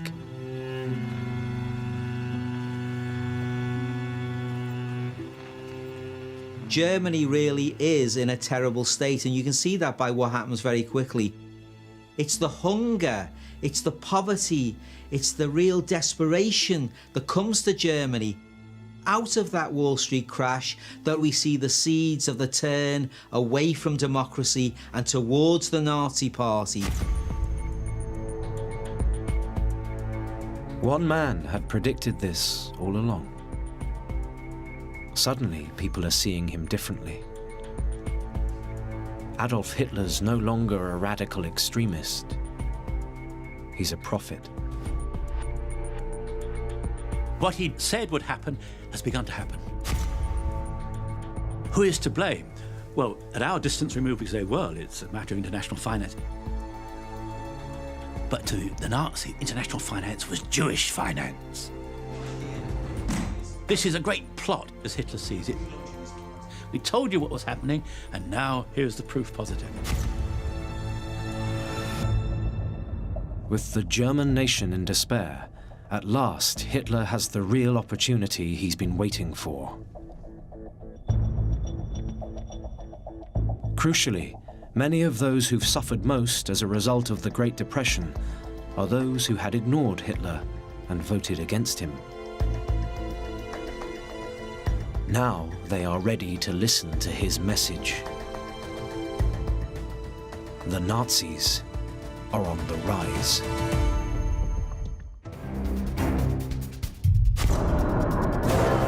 In 1930, Germany is in the midst of the Great Depression. Factories are closing. Unemployment is at 4.5 million. People are starving. Chaos has returned to the streets. One man has predicted this all along. Adolf Hitler, the one-time jailbird, looks like a prophet. And he says there's only one solution. Put him in charge. But do the German people really know what they're getting? This is the story of how Adolf Hitler subverts the democratic process and finally seizes power in Germany.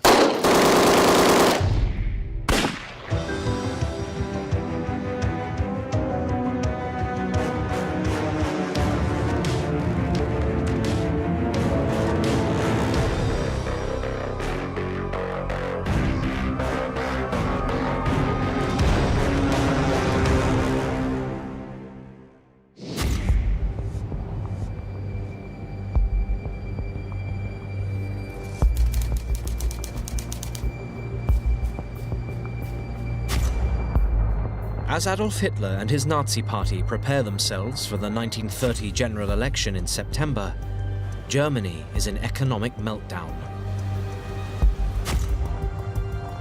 Hitler blames it on the democratic Weimar government, imposed on Germany after the First World War. He'd warned about the dangers of relying on American loans before the Wall Street crash.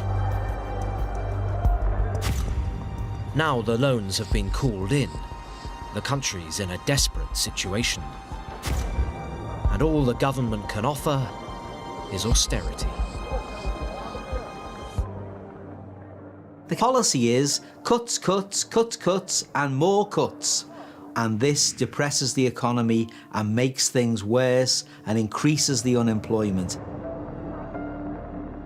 Germany looks like it's in a never-ending cycle of boom and depression, misery and high unemployment. But for Hitler, this disastrous situation is an opportunity. The person who's cheering the most is Hitler, because he now looks like a guru.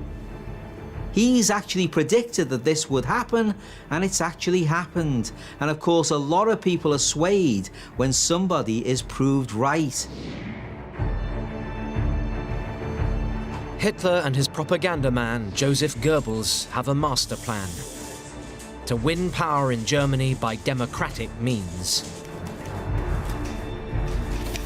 Goebbels throws himself into a campaign designed to appeal directly to the suffering German people. It was very blunt and very simple. So, bread, work, freedom, direct slogans offering a lofty and noble vision of things that were lacking in Germany. There's a famous poster, and it just shows a series of people who look in the middle of depression. It says, "Germany's last hope, Hitler."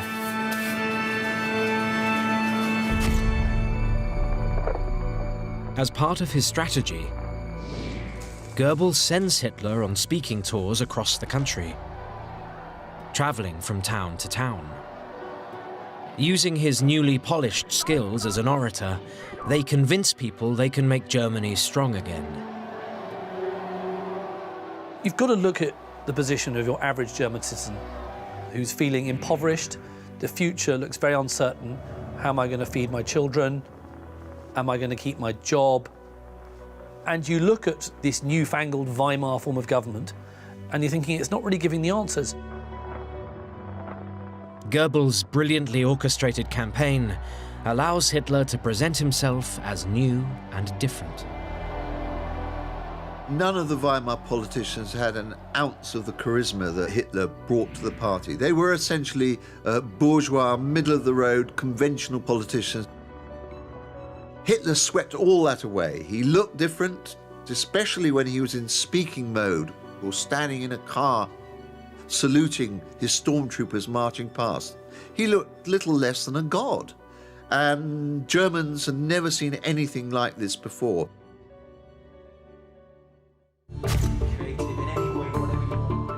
It's not just his image. Hitler has radical new policies. He promises to turn the economy around by refusing to pay war compensation to the Allies, as set out in the Treaty of Versailles after the First World War.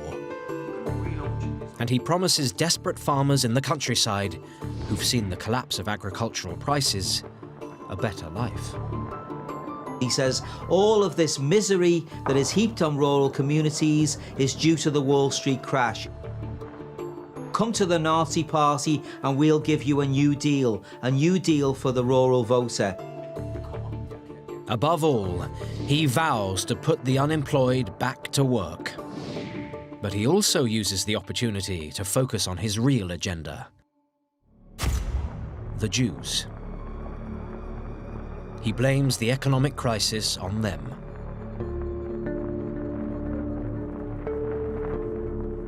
He said it was all the Jewish plot. This notion that's always been there. Our problems, they might be less at times, more intense at others, but they're always there and they're always Jewish in origin. The great bankers of the world are Jewish. It's a world international plot of the Jews to bring cultured civilizations under their control. People were ready to believe it. And of course he can say, get rid of the Jews and your jobs will come back. When the election results come in that September, the Nazi strategy works. They win almost 6.5 million votes. At the last election in 1928, they'd managed only 810,000. Their representation in the Reichstag, Germany's parliament, grows from 12 seats to 107. It's just 36 seats fewer than the biggest party in the ruling coalition, the Social Democrats. The Nazis are now the second most popular party in Germany. With the governing coalition riddled with instability and infighting, Hitler knows that there will be another election soon. So he and Goebbels set about capitalizing on their success by increasing the Nazi Party's profile. Hitler said, I want to be noticed. I want Germany to notice us. He said, propaganda comes first, ideas come second. Their very best propaganda tool is the rally.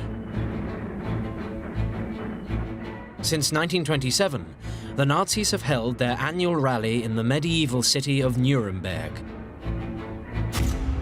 100 miles north of Munich, it's one of the areas which is the most sympathetic to the Nazi cause.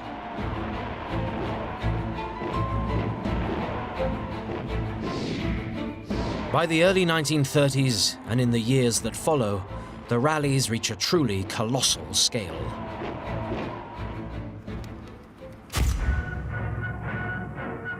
Hitler seemed to know instinctively what would work and what would hit the masses. Venues decorated with flowers and Nazi symbols are surrounded on all sides by the uniformed SA brown shirts. You would have men marching in immaculate ranks in perfect uniforms. You would have red and white swastikas on huge banners. Down to the smallest detail of insignia, medals, songs, music, marching. They paid great attention to all of this, and they sought through this to portray the Nazi Party as one of order, unity, of loyalty, of discipline.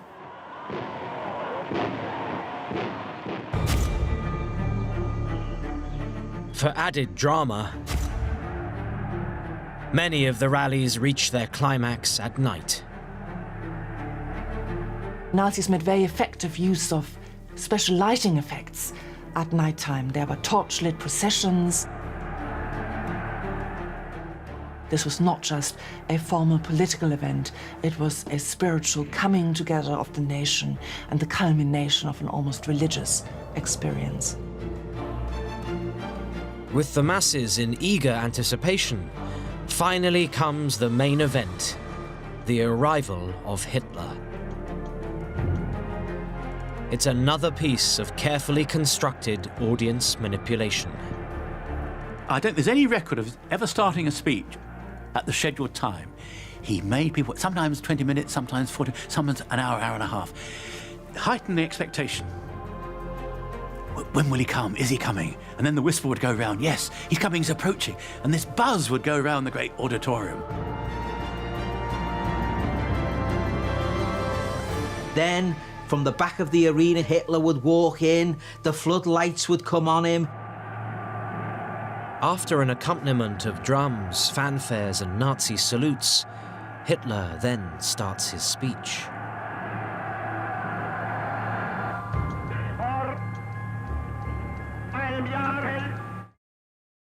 He whispered to begin with. People strained to hear him.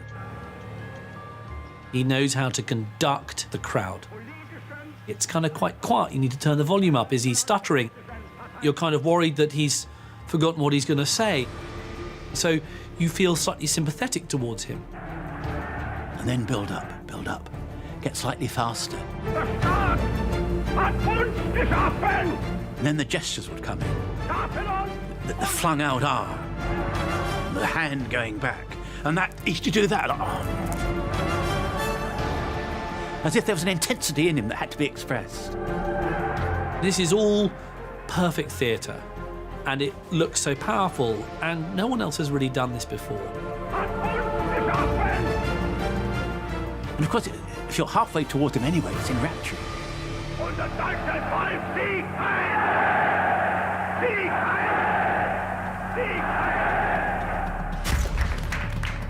At the end of the speeches, Hitler is left drained and bathed in sweat. He gives the impression that he has given all for his congregation. Floating voters, who have been sceptical of the Nazis, are won over. And nearly all those who observed this said you were carried away by it. You could not but be impressed. You came as a doubter, you went away as a devotee. But if the adoring fans think they know him, they don't. Behind the scenes, a scandal is brewing in his personal life, which is about to threaten his newfound popularity.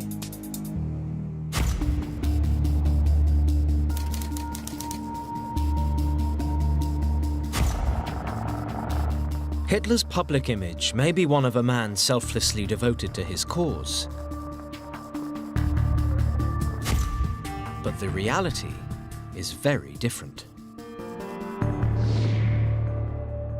In private, Hitler has fallen in love.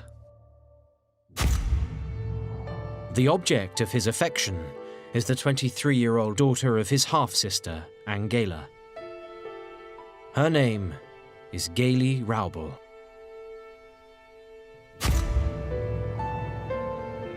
In 1929, Angela had come to work for him at his plush new apartment, number 16, Prince Regentenplatz. Originally, Geli's mother was brought from Austria as Hitler's housekeeper, and Geli came along as part of the deal.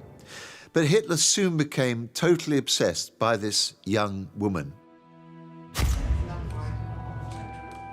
He was very, very fond of her. He took her everywhere. They would go out to a cafe in town, and she would be there.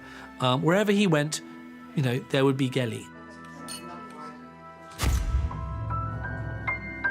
Hitler even supports his niece's musical aspirations, paying for Geli to have singing lessons.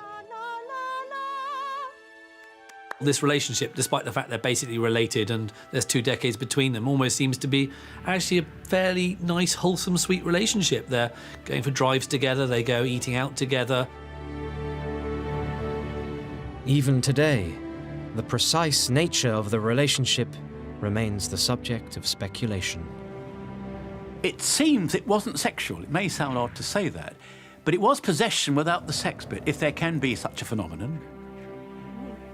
Fascinating that a man with that degree of power should have been so restrained in that way. It may be he simply was asexual.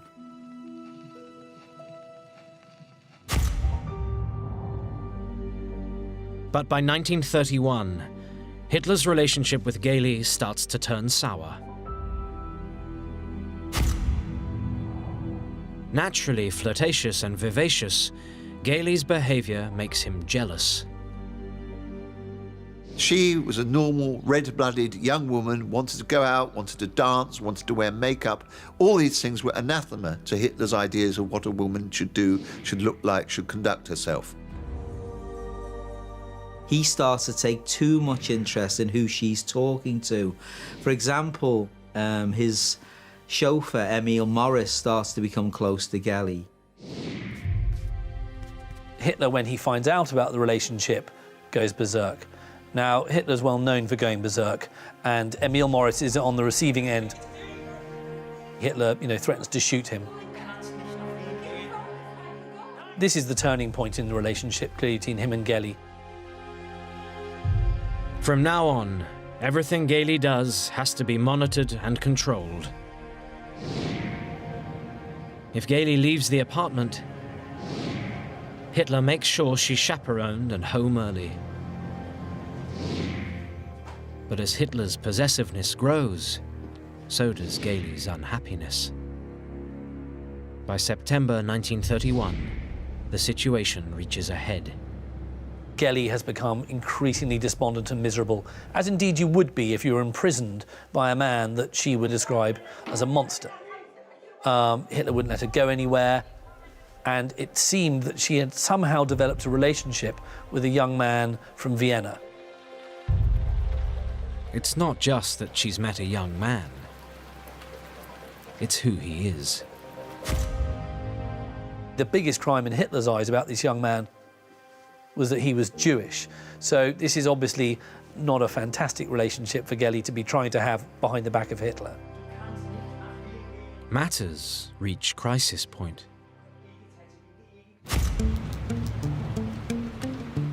On the 18th of September, Hitler is preparing to leave for a Nazi meeting in Nuremberg when Geli becomes hysterical. She wants to go and do singing lessons in Vienna. It all builds up. People start to hear blazing rows inside the flat. The next door neighbour says at one point Hitler leaves the flat, turns round as he gets into his chauffeur-driven Mercedes and shouts back, "You're not going to Vienna, and that's the end of it."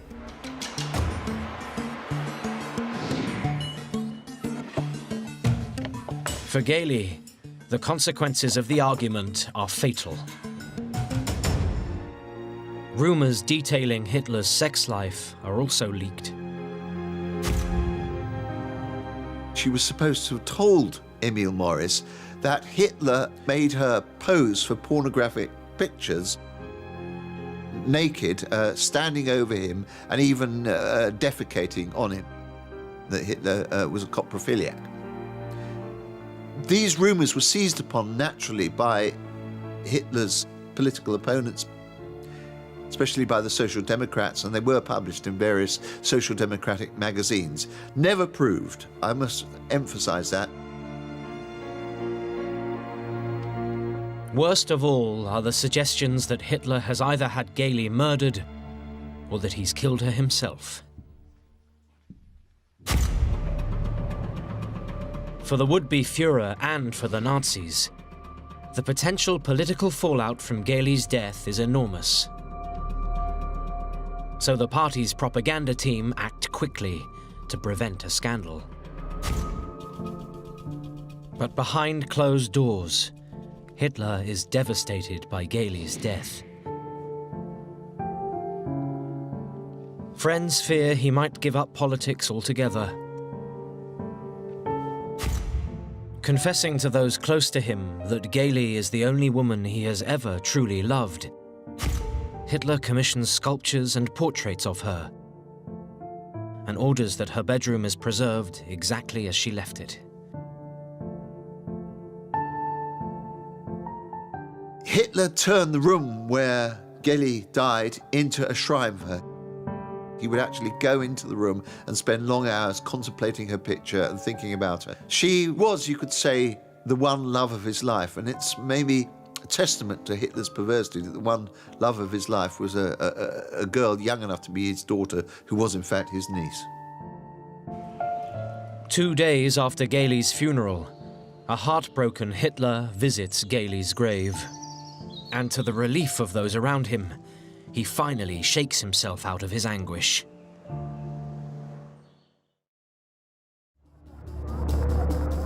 In public, the party's PR strategy seems to work. The German people give Hitler the benefit of the doubt, and he emerges from what could have been a scandal virtually unscathed. And to avoid anything like this happening in the future, Hitler ensures he's never seen to have any sort of close relationship with a woman again.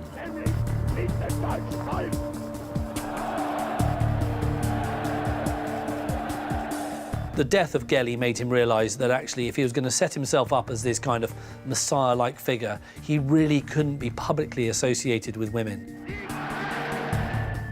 He felt that had he had a wife or female figure in his life, it would have reduced his appeal to German women at large.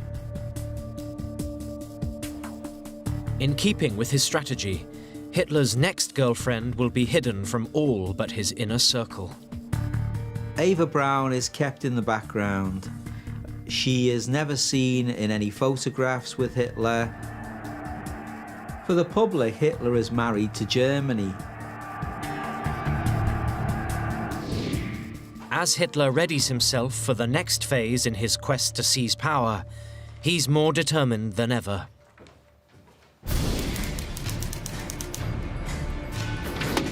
His propaganda machine relaunches him, this time aiming at the highest office in Germany. Hitler stands in the presidential elections. His key rival candidates are communist Ernst Thälmann and the existing president, Germany's most illustrious statesman and most famous war hero, Field Marshal Paul von Hindenburg. Hitler's grown enormously in self-confidence with every success that the Nazis have had. Here is a man, an unknown Austrian, a foreigner in many people's eyes, standing against the wooden titan of Hindenburg, the great gigantic figure, larger than life, who had loomed over German lives ever since World War I.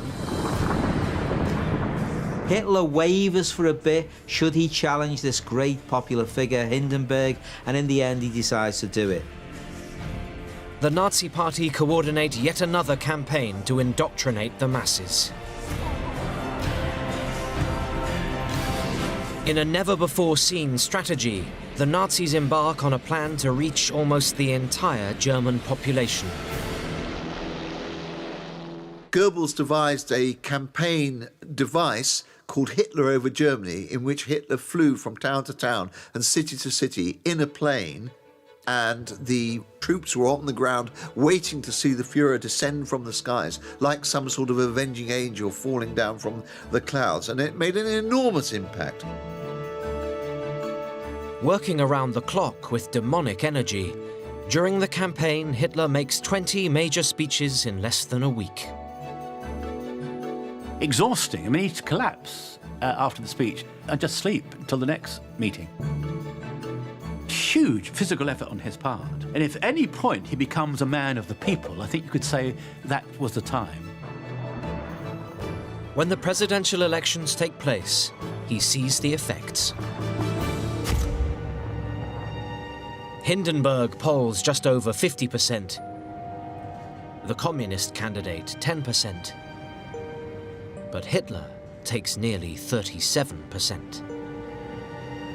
He has run the much-respected Hindenburg a close second. Hitler loses the 1932 presidential election, but in fact he wins it, because now he is unquestionably the most popular civilian leader in Germany. He's now got 13.4 million people. He's put on 7 million more voters in 2 years. 7 million more Germans, out of their own free will, have moved towards him. And he comes up with yet another new tactic to help him win people over. He produces a series of postcards and coffee table books together with Nazi photographer Heinrich Hoffmann. Their purpose is to portray Hitler as a normal man. Hoffmann's images weren't just formal shots of Hitler standing on a podium lecturing to regimented masses. Much more frequent were pictures that showed Hitler as an ordinary man. Hitler in Bavarian folklore outfit, sitting in the woods, having a picnic. Hitler playing with the dog. Hitler wearing a raincoat, an ordinary shirt and a battered hat, doing not very much at all. It was very calculated. He wanted to be seen as someone who paused, who enjoyed the leisure to think and to reflect. Really a man of the people.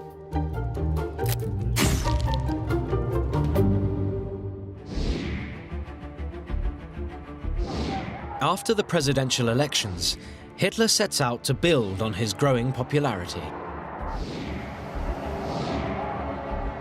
He gets the chance because the governing coalition is terminally unstable, triggering a spate of elections. In 1932, it seemed that the German people were involved in a permanent election campaign. There were so many elections, national and local, and this is a clear sign that no party could rule in the Reichstag, that democracy had run into the sand and that it did not provide stability.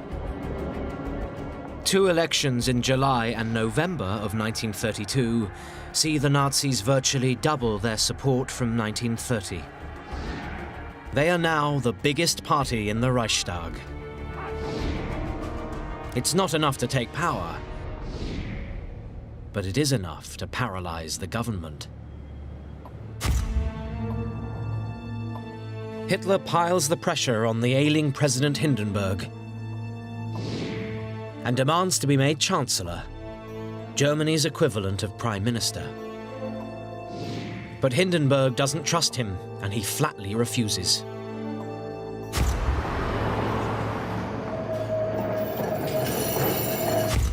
Hindenburg only offers him the position of Vice-Chancellor. Hitler turns it down. He wants power on his own terms. So he sets about wooing Germany's most influential people. He brings together a whole group of industrialists. He said to them, you have only prosperity to look forward to under us. We are not a threat. If we join together, I as a great political leader and you as great industrialists, we have a great future together. We can work together. He meets the army leaders and says to them, I was a soldier, I understand you. The army is critical in the new Germany that we're going to create. You are the strength, you are the defense of Germany. And he wins them over. Hitler's quest to broaden his appeal is successful. The Nazis are no longer just the choice of the working classes. White-collar voters like teachers, engineers and lawyers are turning to Hitler, fearful that a communist government will tax them to feed the poor. It's what some call the Mittelstand in German, that middle section, the section that matters, Hitler said. Respectable people. Old Germans, if you like, in that sense. Young in age, but old in terms of their reference back to German values, German cultural standards and so on. Someone else Hitler manages to impress is former Chancellor Franz von Papen. He's dismissed from power in November 1932, following a vote of no confidence. Though not a Nazi, he is sympathetic to Hitler and organizes a secret meeting between key members of Hitler's inner circle and the president's son, German Army Major Oskar von Hindenburg. This is a really important meeting because at that meeting, Oskar, who's been skeptical about whether Hitler will rule without becoming a dictator, he starts to get convinced by Hitler. Hitler charms him. In return for promotion in the army and 5,000 acres of land, Oskar agrees to convince his father to hand the Chancellorship to Hitler. Crucially, von Papen reassures both President Hindenburg and his son that he can keep Hitler under control. Within a week, the president concedes.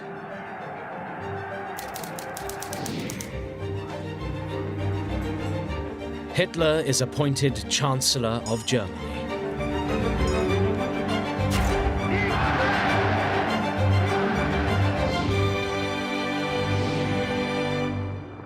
But the Nazis still don't have a majority government.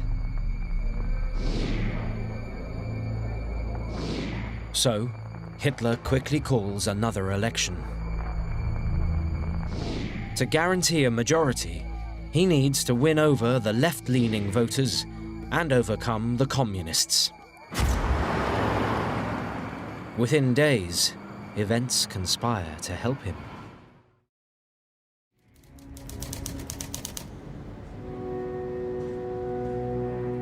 Just 6 days before the general election, Germany's parliament building, the Reichstag, is set on fire.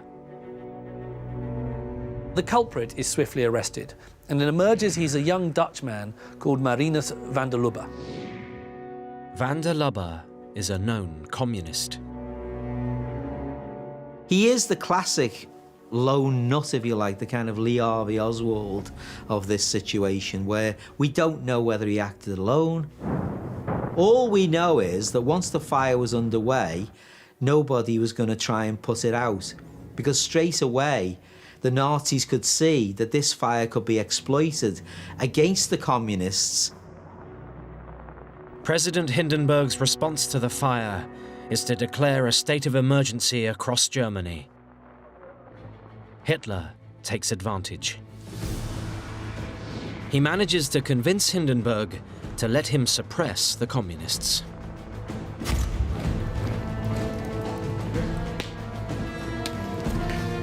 As Chancellor, Hitler can send in the state police alongside the SA Brownshirts and the SS. The SA and the SS are let loose with public backing, because most of the public think this is a communist plot. The burning of the Reichstag, this great symbol of German constitutionalism, has been attacked by the communists.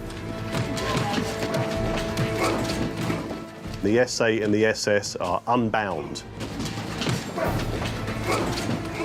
The SA are able to pretty much attack and kidnap their communist opponent, drag them off to torture cellars, and submit them to violence, terror and extortion.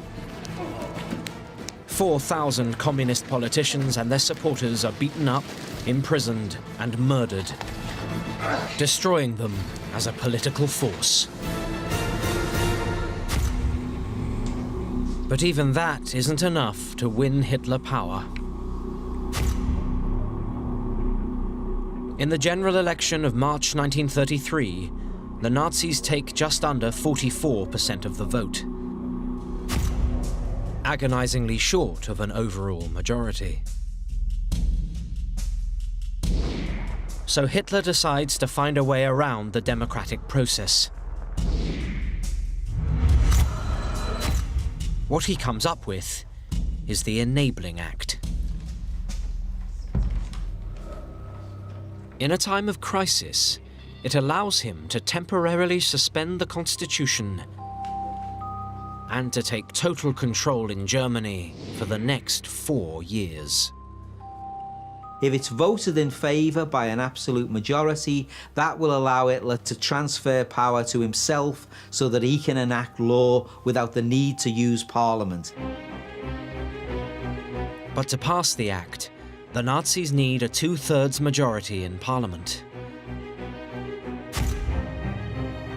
Hitler now starts schmoozing the key German Catholic Centre Party within the coalition.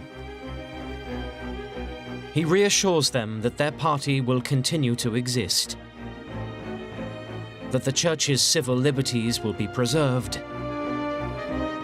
as will Catholic involvement with German culture and education.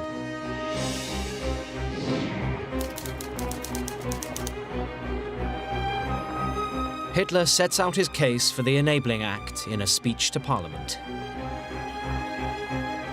He promises to end unemployment and pledges to promote peace with France, Britain and Russia. When the by now sick and weakening President Hindenburg accepts the act, the Reichstag are invited to vote on it.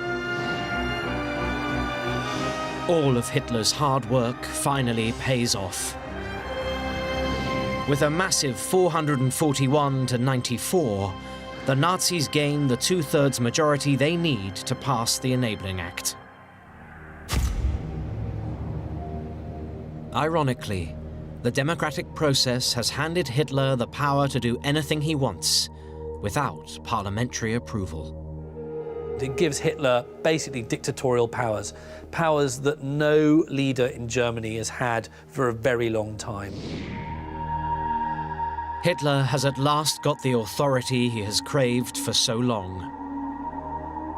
Now, he must hold on to it. He starts by addressing the threats to his power,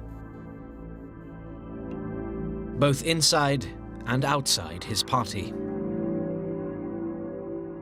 The biggest internal threat is Ernst Röhm.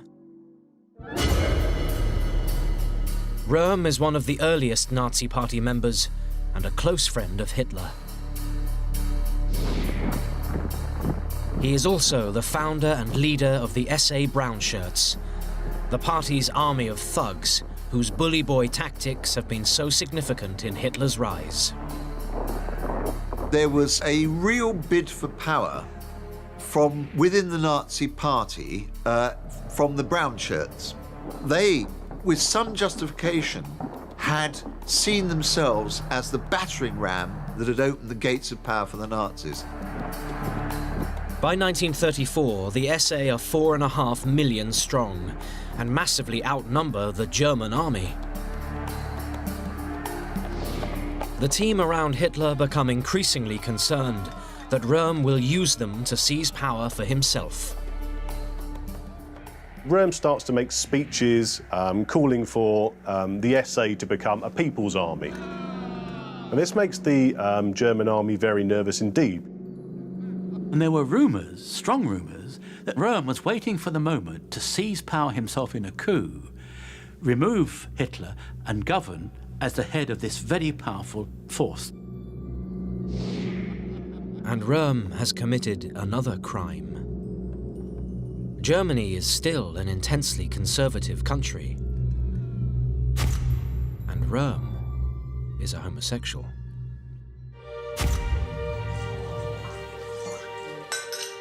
In secret, Hermann Göring, now Prussian Minister of the Interior, and Heinrich Himmler, head of the SS, ask Himmler's deputy, Reinhard Heydrich, to assemble a dossier to discredit Röhm. By the end of June 1934, amazingly, the evidence that Röhm is a traitor has been found. There's this documentation that shows he's the recipient of millions of marks from the French government to try and overthrow Hitler on their behalf. Of course, it's completely manufactured evidence.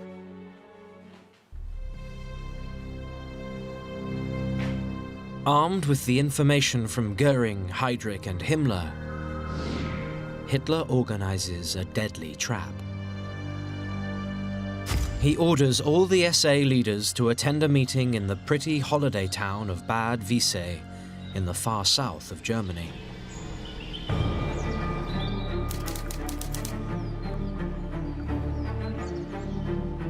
In the early hours, Hitler, some of his entourage, and a couple of state police arrive at a lakeside hotel in the town. About 6:30 in the morning, Hitler charges into the hotel, brandishing a pistol. In a scene which would astonish the German people, who believed they were voting for a respectable politician, the Chancellor of Germany can't resist taking matters into his own hands. In a sign of his fury over Röhm's supposed treachery, Hitler personally leads the team to arrest him. He doesn't even wait for his backup, the SS, to arrive. He makes his way to Röhm's room, opens the door and says, "Get up, Ernst, you're under arrest for high treason."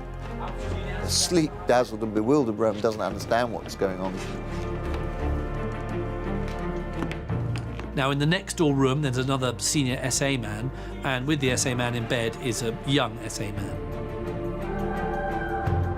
And of course, this is deemed to be flagrant and sign of how degraded the SA had become and how corrupt it had become.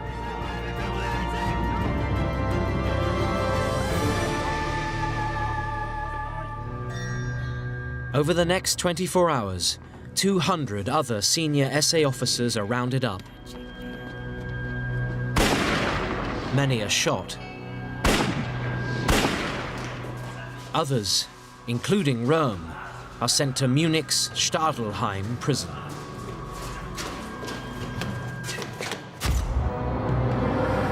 But it isn't just the internal opponents Hitler deals with.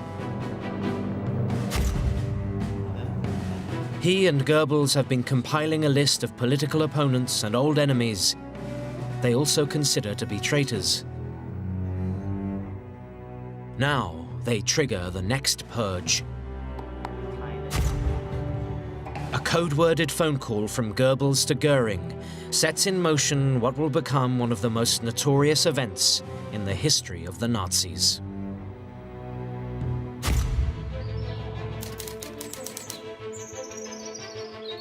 The following day, Hitler hosts a tea party in the garden of the Chancellery in Berlin for his cabinet and their families.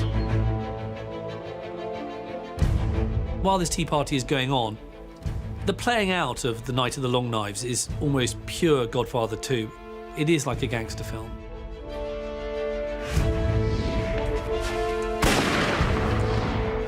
There are people being massacred.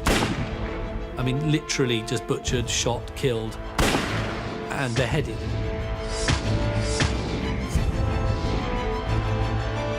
Amongst those killed are Gustav von Kahr, one of the triumvirate who had sabotaged the beer hall putsch in 1923. He was hauled out of his home, taken to a forest in Dachau outside Munich where the concentration camp was, and battered to death with axes.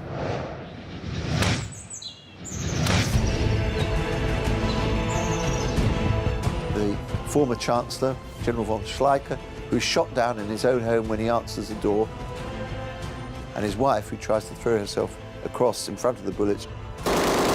She's cut down by a hail of bullets too.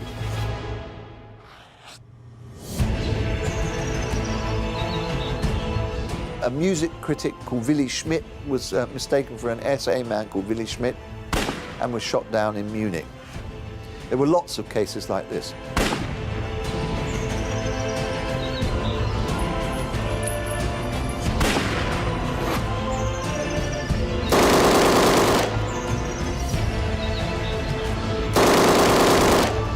During that afternoon, Hitler gives the order to kill Ernst Röhm.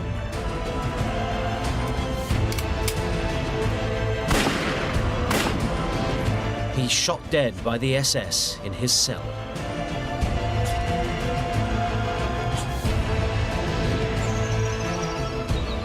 At one point during this tea, someone's meant to have come in and just gently informed him that everything had been carried out, and he just nods. It was Hitler's settling of accounts, the Night of Long Knives, with the right and with the left. And it was serving notice on the world that Germany was now ruled by gangsters. The Night of the Long Knives is announced by Hitler himself in a speech to the government on the 13th of July, 1934.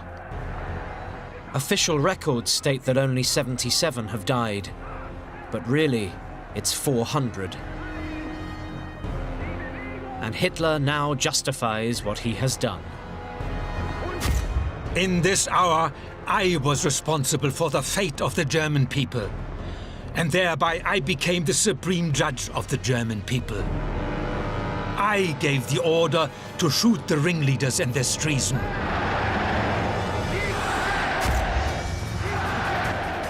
Hitler's actions and words hammer home that he is now judge and jury, with the power to decide who lives and who dies. The Night of Long Knives gave a notice not only to Germany, but to the world that you oppose the Nazis' slightest whim at the very peril of your own life. If they were prepared to cut down those who'd once been nearest and dearest to them, they were prepared to cut down anyone. 2 weeks later, the 87-year-old President Hindenburg passes away. Hitler abolishes the presidency and declares himself supreme leader of Germany.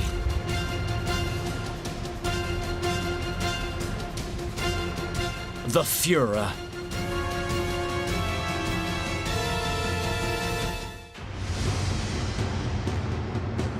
January 1933. Adolf Hitler has taken power in Germany. He has got there by promising to be a man of peace. He has barely even mentioned the Jews. But now he can pursue his real agenda and rid Germany of his long-standing enemies. The Jew was the enemy within, and the great Hitler, the great leader, was now pointing that out. But not all Germans are behind him. Many were upset by the ill treatment of Jews. So he must find a way of capturing their minds to turn them to his way of thinking. This is the story of how Hitler and the Nazis bend an entire people to his will and groom them into participating in the most evil regime in history.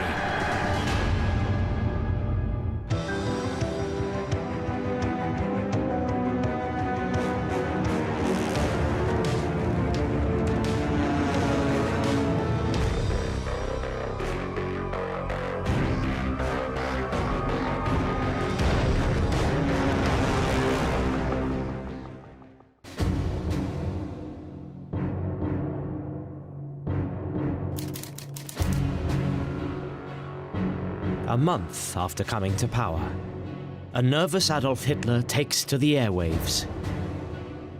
It is his first ever radio address to the German people.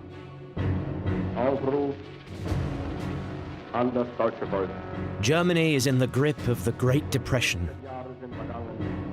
Faltering at first, he describes just how serious the situation is.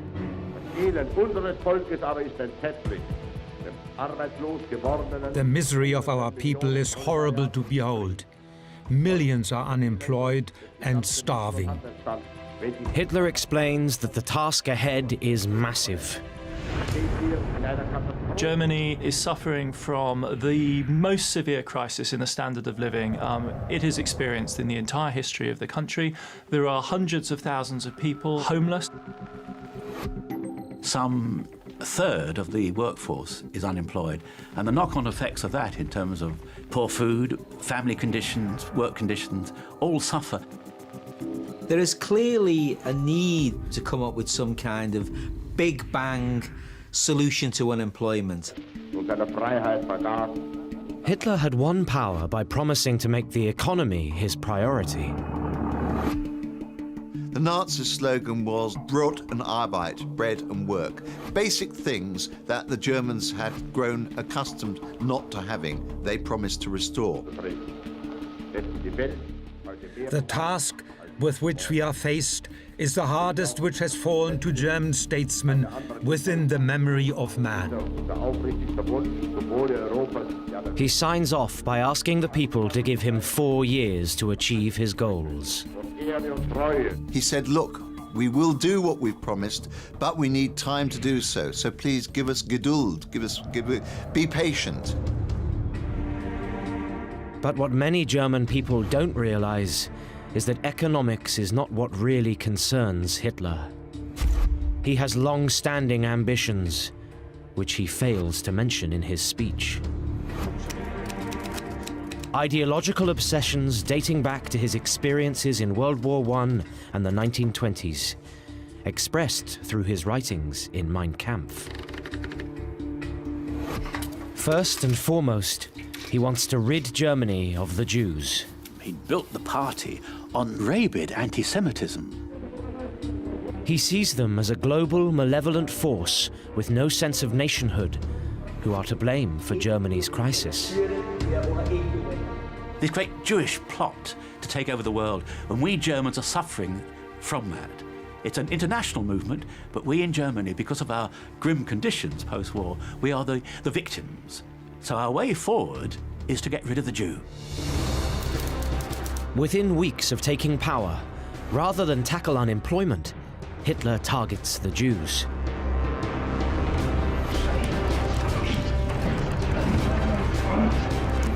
A nationwide boycott of Jewish-owned shops and businesses sees brown shirts man the blockade.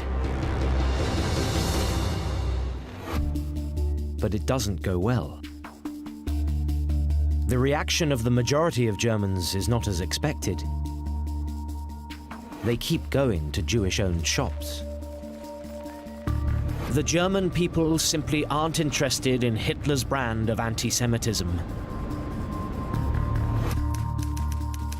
A report from an American diplomat in Leipzig summarizes the effect of the boycott, describing it as unpopular with the working classes and the educated circles of the middle classes.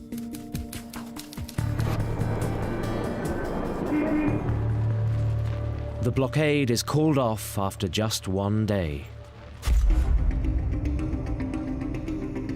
The clear lesson for Hitler is that if he is to win over the Germans to his way of thinking, then he must first gain their confidence and do something about the economy.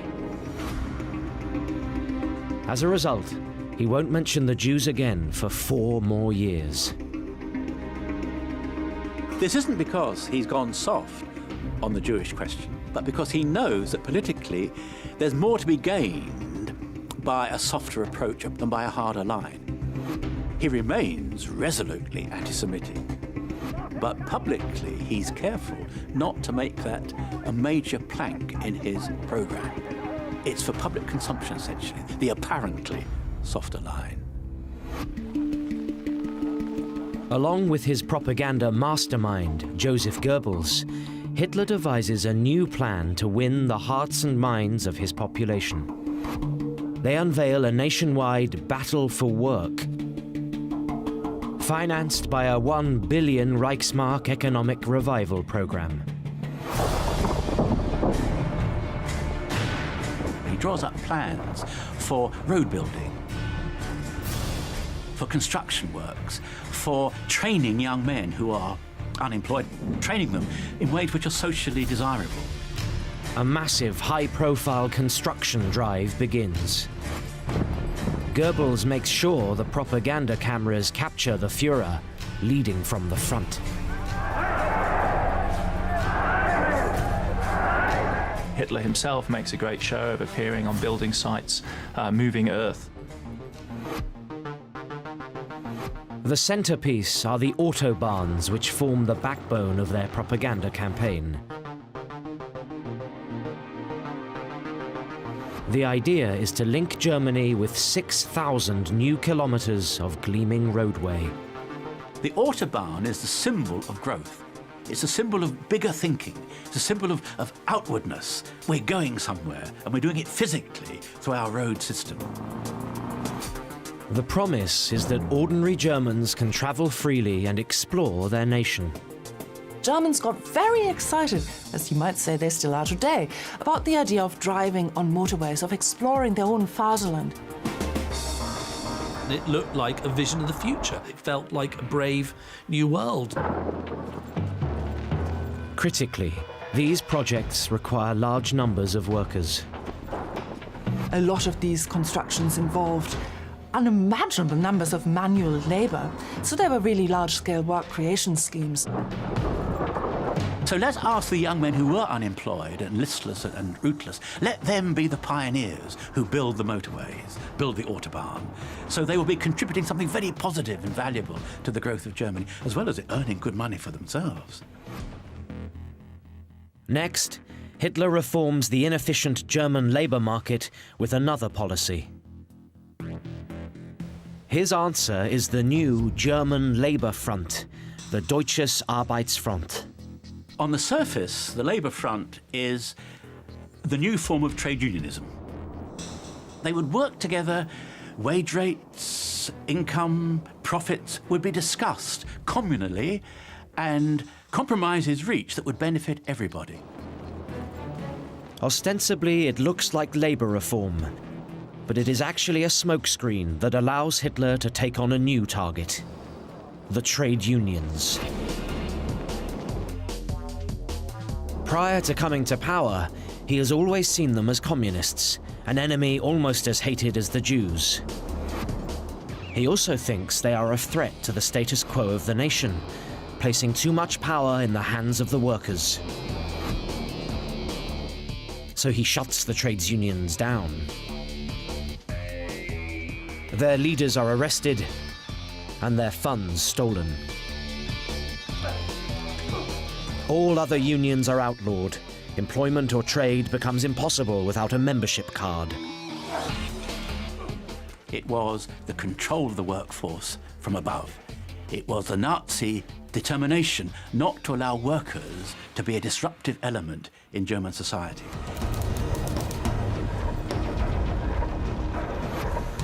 A year in, Hitler's regime is going to plan. He is seen as a man of action, selflessly dedicated to getting the nation working again.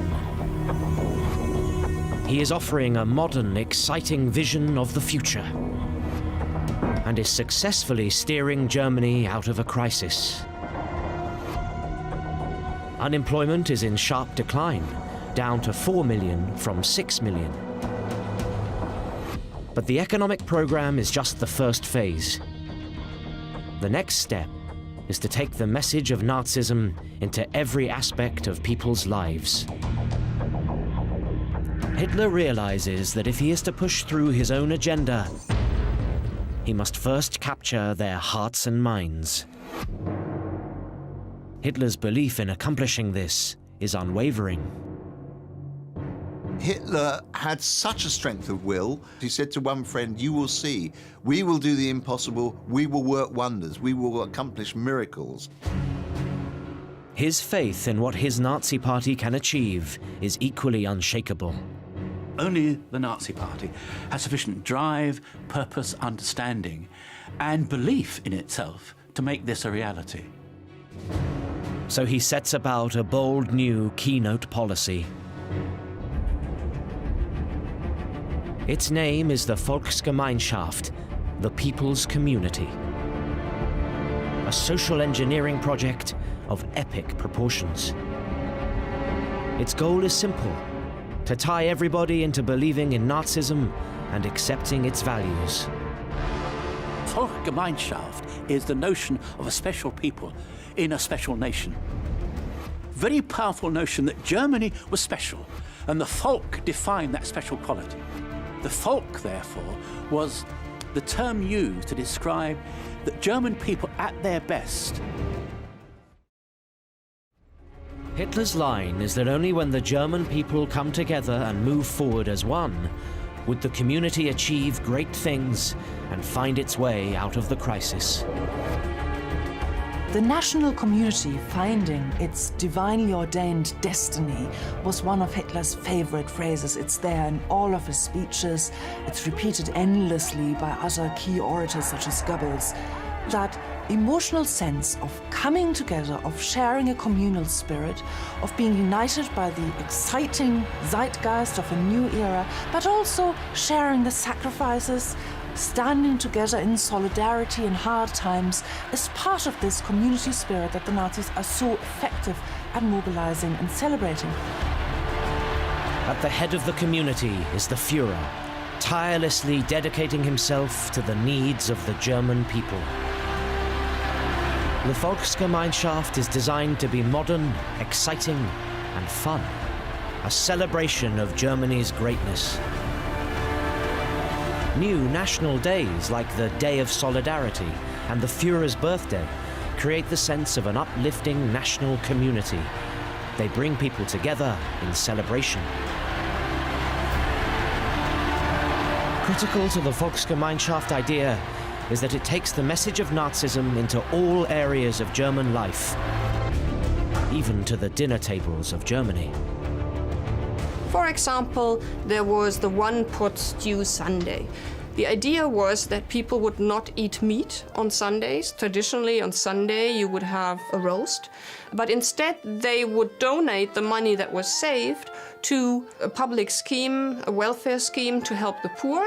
And then there would be get-togethers where people would eat together a one-pot stew without meat.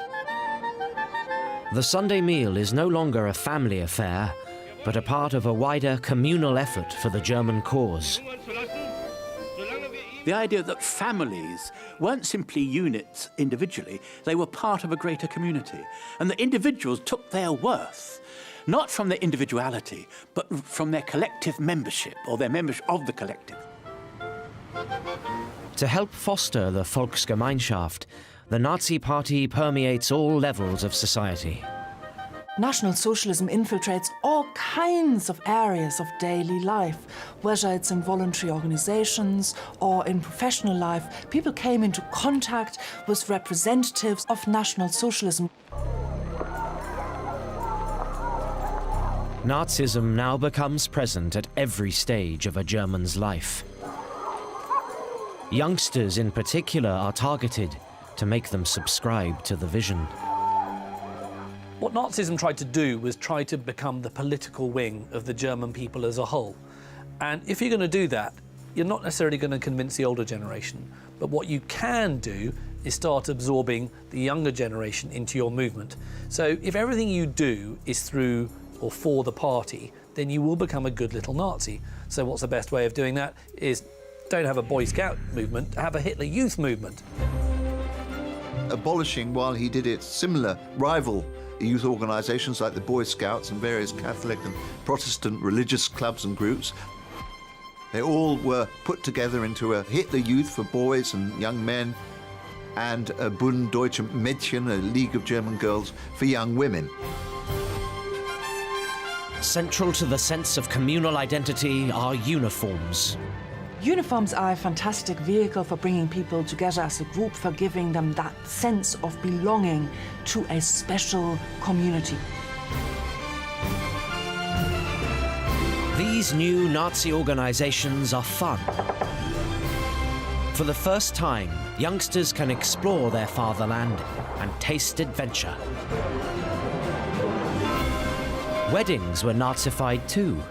Newlyweds receive a copy of Mein Kampf on their marriage day.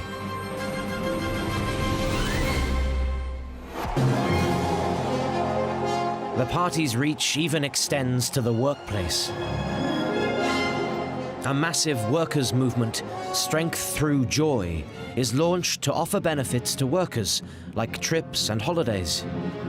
Strength Through Joy was one of the most successful Nazi organizations in propagandistic terms, providing leisure programs for workers, helping them to relax, to enjoy life, and simultaneously to indoctrinate them into the spirit of fascism. They're allowed to go on holidays at 50% below the market rate. Cruise liners are created as well. Also, state-of-the-art canteens are built in every factory. Even little orchestras go on tours around these factories as well. The propaganda message is clear. The Nazi Party will look after you and offer you a world of promise. The Germans buy into this dream of exciting new opportunities. But what they may not realize is that all this is part of Hitler's secret agenda. Because there is a flip side to the Volksgemeinschaft. Hitler's vision differentiates clearly between those who are inside the community, and therefore of pure German blood, and those who are outside it, like the Jews. It was also powerful because it had a very clear barrier between those who belonged to the national community and those who didn't. So it made you feel valued, and it had easy scapegoats that you could blame problems on when they were not part of the national community. That is why the Jews could not be part of the folk. It was exclusive, because it was Aryan, it was principled, and it related to the glorious past and offered the glorious future.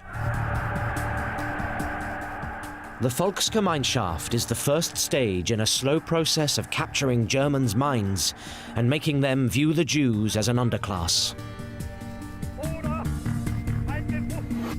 In time, Hitler and his inner circle will use this to make the Germans complicit in appalling crimes. But for now, they must remain patient.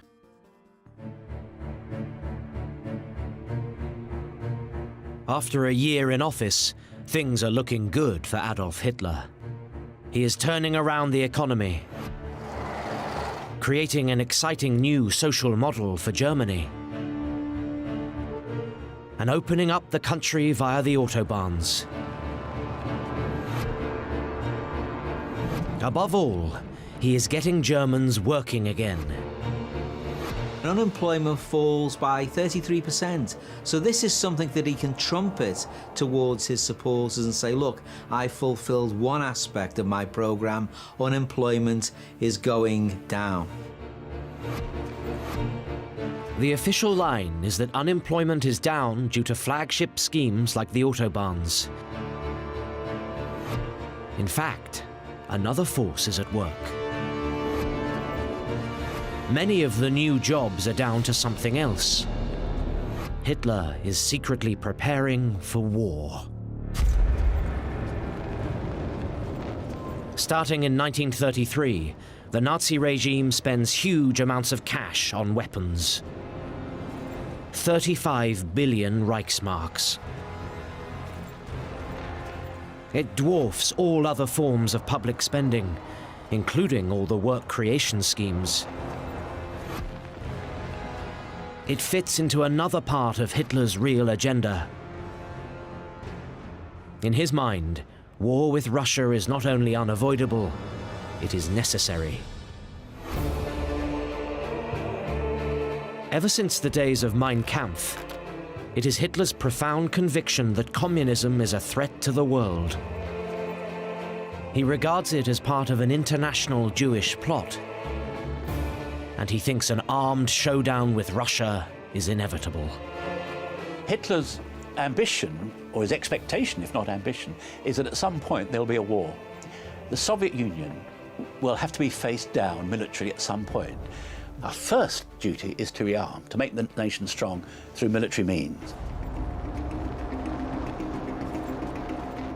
Rearmament will also allow him to realize another of his aspirations conceived years earlier. The idea of Lebensraum, or living space, which he believes is essential for the German nation to grow. Lebensraum is the idea of living space, that Germany really has too high a density of population. There are too many people occupying too small a space, and therefore that's restricting Germany's economic development, especially in industry, but mostly in agriculture. For Hitler, territorial space will solve the nation's economic problems and help feed his people. And he believes the land he needs can be seized from those he views as inferior. From Poland on, Europe was Slav, and the East is Slav, therefore we have the entitlement to take it over. So Lebensraum, living space, which we Germans need, will be found most prominently in the East. As a superior people, they could take land occupied by inferior people. The problem that Hitler faces is that any talk of going to war to win land is appalling to most Germans. He has been elected as a man of peace who promised not to go to war. Memories of the horrors of World War I are still fresh in people's minds. 2.4 million of their countrymen were killed. Hundreds of thousands were wounded.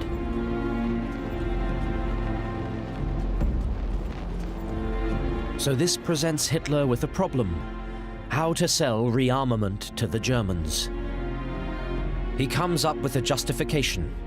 It's not about preparing for war, it's about the restoration of German pride. So this is a great program. It's not suffering, fellow Germans. It is an advance towards our providential destiny, the greatness, the restoration of the greatness of Germany. Rearmament, Hitler says, is an antidote to the humiliation of the Treaty of Versailles. Signed by the Allies in 1919, the Versailles Treaty is when the Allies made Germany pay for World War I. It also restricts the size of the German armed forces. Germany was required under Versailles settlement to limit its armaments production and to limit its army to 100,000 only. But he calculated, correctly as it turned out, that if he pushed hard enough, there wouldn't be a response. In March 1935, Hitler introduces conscription. It is in total defiance of the Versailles Treaty. The army swells from the permitted 100,000 to 500,000 men. He's allowed to get away with it, and that gives him more and more confidence. So rearmament is a great way of Hitler pushing the boundaries forward. Publicly, he continues to reassure the people that he doesn't want war. He is rearming for the preservation of peace. In a speech on the 16th of March 1935, he makes this promise crystal clear.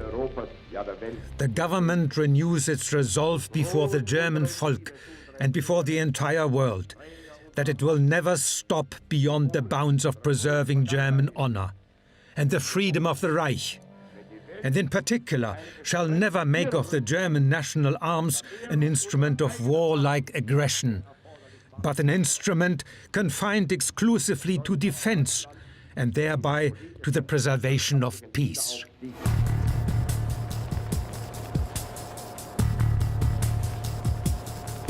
However, rearmament does have unexpected results. It costs a fortune and diverts resources from the German population towards the military. Wages are low, and Germans are made to work longer and harder than ever before. All this takes the shine off the carefully constructed dream of a national community that fulfills everyone's aspirations. Hardship, in a sense, can be enriching or ennobling, is the Nazi line. Don't see hardship as the enemy. But of course, beyond a certain point, if you're asking people to go without, there has to be some reward for it eventually. Hitler charges propaganda minister Joseph Goebbels with keeping in touch with popular opinion. He does this by sending out secret agents to eavesdrop on conversations and to prepare reports. It's the only effective polling data available in a totalitarian state. What he learns is alarming. The privations they were undergoing were beginning to bite. These are unpopular, they cause a lot of muttering in queues, in shops, and gives rise to considerable anxiety on the part of the Nazi regime. Despite this huge effort to win hearts and minds, it is clear that popular support is fragile. Goebbels and Hitler must find another way to bring the people behind the Nazis. So they come up with a plan to harness dissent and unite Germans against a common enemy. They will blame the economic hardship on the Jews. The scapegoat notion, the identifiable enemy within, does distract from the internal economic problems, the unemployment problems, which still persist. And if they are to blame for the crisis in the first place, this is simply justice. This is not retribution, this is justice. The Jews have been given what they genuinely deserve. Nuremberg, 1935. The annual Nazi Party rally. A massive propaganda spectacle held every year. Nuremberg is important. It was the site from the 20s onwards of the annual Nazi Party rallies.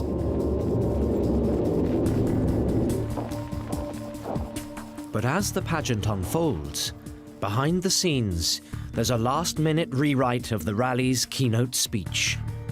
Hitler is desperate to show the party that he's got something big to deliver.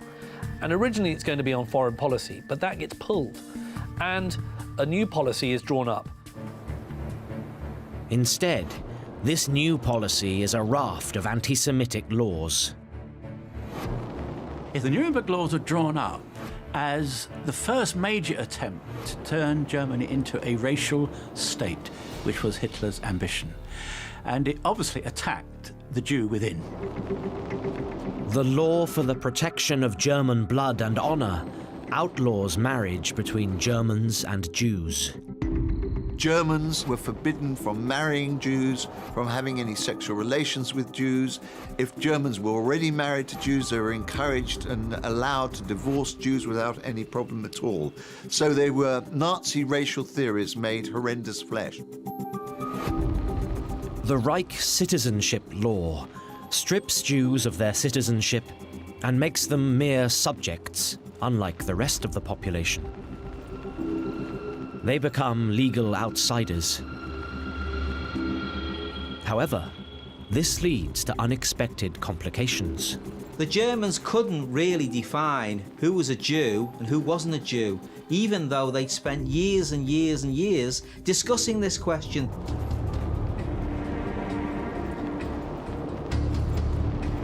So new legislation is drawn up to sort out the confusion and define who exactly is a German and who is a Jew in the eyes of the law.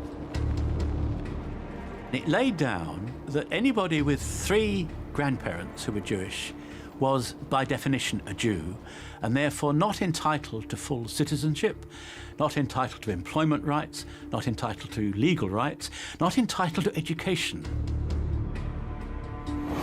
To be a full Jew has grave consequences, but even Germans with only 1 or 2 Jewish grandparents, known as Mischlinge or mongrels, also fall foul of the law. It's the first clear defining mark of the impossibility of being Jewish and being German. Faced with this sudden loss of rights, some Mischlinge defend themselves, while other Germans show their support.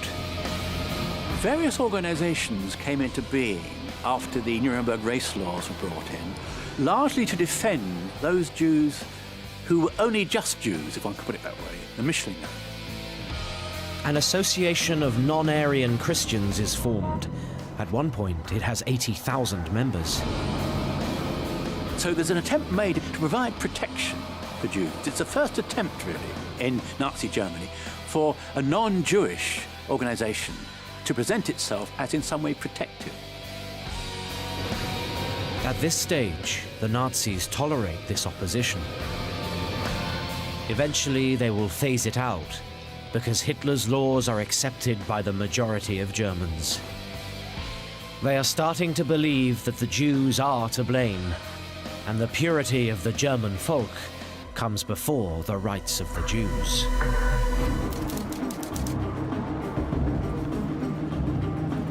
Seven months after the Nuremberg race laws, Hitler is making progress, but he still hasn't completely captured the hearts and minds of the German population. Behind the scenes, Hitler plots a new propaganda coup to distract from the economic hardships at home. He plans to appeal once again to German national pride.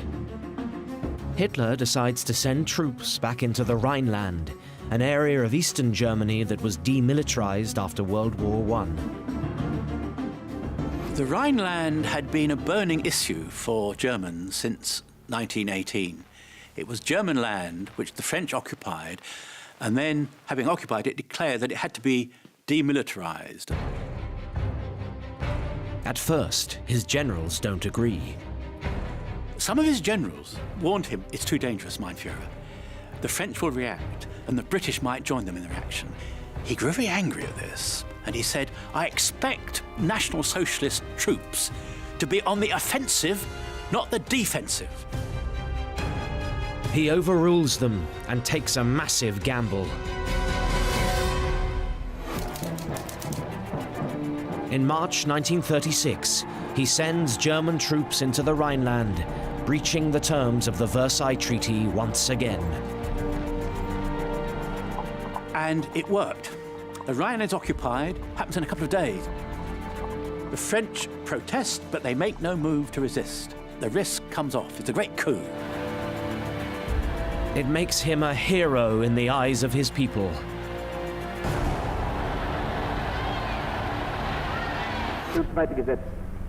Then Hitler finally reveals his true agenda, the preparation for war.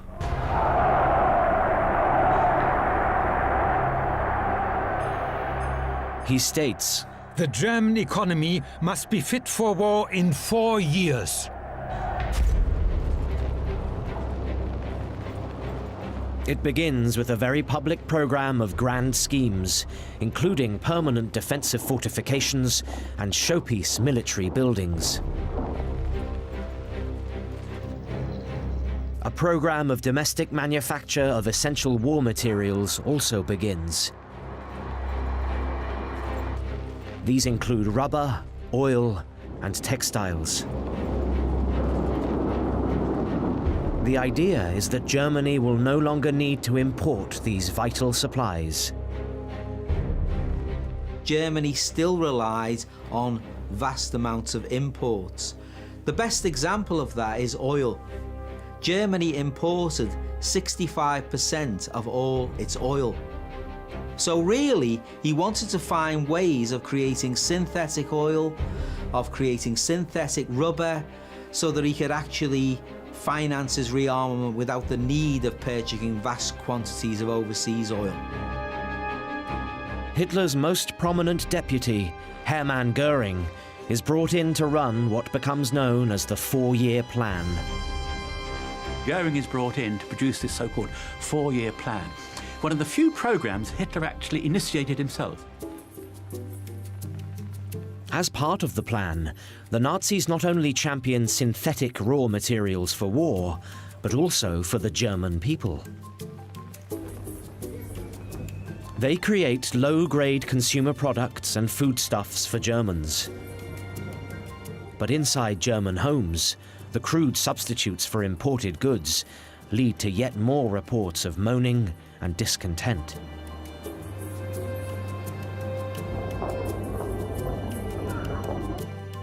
However, on the surface, the propaganda image is one of accessible consumer goods. Not least the motor car. And Hitler gives his people a shiny new goal to aspire to. He champions the Volkswagen, or people's car. The Strength Through Joy car produced by a Nazi organization. The prospectuses for it were everywhere, and people had these lovely little savings tins that were very brightly colored with pictures of happy families driving around a pretty picturesque German countryside in these new cars. Very inspiring, very uplifting. The notion that you could have a motor car and you could choose to go out under your own steam, your own choice. We take that so for granted, but for Germans in the 30s, what an ambition to have your own car. Hitler even sketches the concept for the Volkswagen himself and commissions automotive designer Ferdinand Porsche to make it a reality.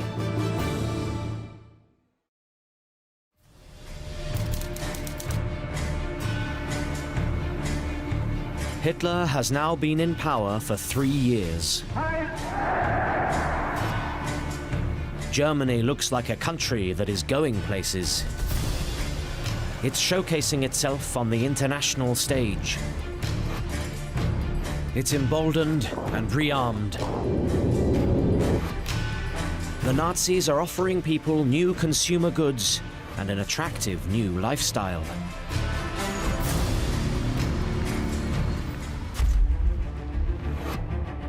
But behind the scenes, the country is on the verge of an economic crisis. Recovery and rearmament have required huge quantities of imports. The nation has always been short of foreign currency to pay for these imported goods. The problem of paying for imports with scarce foreign exchange never leaves the Third Reich. It's a recurring nightmare. At one stage, the foreign currency reserves are down to crisis levels, with just enough for a week's worth of imports. The reality of the economic situation starts to hit people hard. Food becomes expensive, and there are shortages of clothing and household goods. Few can ever hope to afford the much-vaunted people's car or the other sweeteners trumpeted by the Nazi propaganda machine. There was a real fear by 1937 that German workers were becoming disgruntled through the relative decline in their wages. They weren't getting what they'd been expected to receive, and they weren't getting what they'd been promised. However, one thing saves Hitler and his party. World events come to their aid. In 1937, international trade starts to pick up. The global economy recovers over the next 12 months. It's a worldwide phenomenon. The economy in Europe picks up, and Germany, along with other countries, begins to feel the benefits in employment terms of the pickup. That's the luck that Hitler and the Nazis have. For Hitler's inner circle, it's a huge relief. They have turned the corner. From the brink of collapse, it begins to look like the plan is working. Germany's coffers start to refill. The Third Reich can once again afford to feed its population. Crucially, unemployment goes down to virtually nothing. It allows Hitler to seem like an economic genius. Economic recovery is tied to political strength, or the notion of the leader. It's the Führer who's done it. Without the Führer, there wouldn't be this recovery. He's now this elevated leader, this figurehead that one can take pride in. The man who's led Germany out of the crises. With his credibility restored, Hitler now believes he can ratchet up racial policy to a new level of persecution against his old foe, the Jews. In 1937, Hitler mentions the Jews for the first time in 4 years. He tries out the line he will later use to justify the Holocaust, that the Jews are the cause of their own misfortune. He openly attacked Jewry as the cause of German difficulties, and he implies very strongly the Jews have a recompense facing them, given that they are trying to destroy the attempts of the new German movement, the new Nazi movement, to better Germany, to improve Germany, to elevate Germany. But Jewry is plotting to destroy that. The Jew was the enemy within, and the great Hitler, the great leader, was now pointing that out. In 1938, 2 key organs of the state become involved in racial legislation. Now the secret police and Gestapo are unleashed on the Jews. Jews are abused verbally. They let it be known that they're anti-Jewish, that they're out to get the Jews. So there's that intimidation in the air. They let it be known they are marked people. That's the Gestapo technique for frightening. So the SD essentially do the intelligence work. The Gestapo do the putting on the frighteners. In the face of such pressure, over 250,000 German Jews leave the country. Often, their possessions and wealth is seized and used to fund the Nazi Party's own budget. But half of Germany's Jews remain. To apply more pressure, persecution goes a step further. Jewish businesses are Aryanized. The decree for the registration of Jewish property further excludes Jews from economic life. They are banned from owning businesses. They have to sell them to Aryan Germans at knockdown prices. Then, Goebbels plots a new course of action that will take all this a stage further. His idea is to have a national day of outpouring of violence against the Jews. It will become known as Reichskristallnacht. He even has a perfect justification: the shooting of a German diplomat, Ernst vom Rath. This provided a welcome excuse for the Nazi state to unleash a torrent of anti-Semitic violence on German cities. It had been pre-planned. All they wanted was a pretext, and the assassination was the pretext. There is a torrent of violence.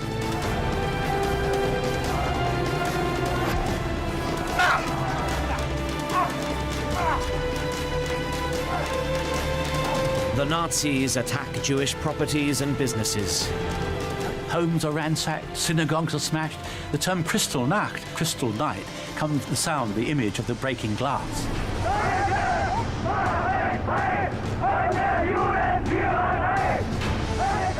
Crowds, urged on by the SS, wrecked German shops and smashed the plate glass and store windows and attacked and brutalized and beat up Jews.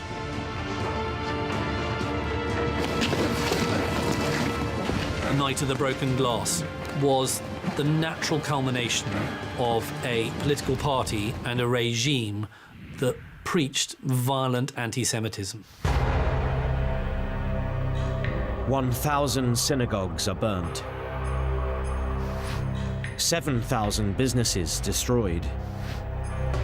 91 Jews killed. 30,000 sent to concentration camps.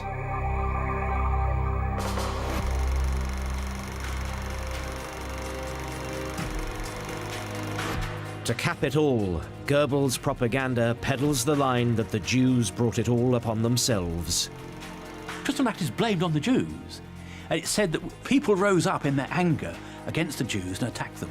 And that's the way Goebbels put it in his propaganda. It was a popular movement of the people. We know, of course, it would work the other way. By the end of 1938, from a Nazi perspective, their policies are a success. Hitler has won the people's hearts and minds, and he has groomed them to his way of thinking. For the first time, the Germans can see what Hitler's anti-Semitism really means, and they are starting to embrace it.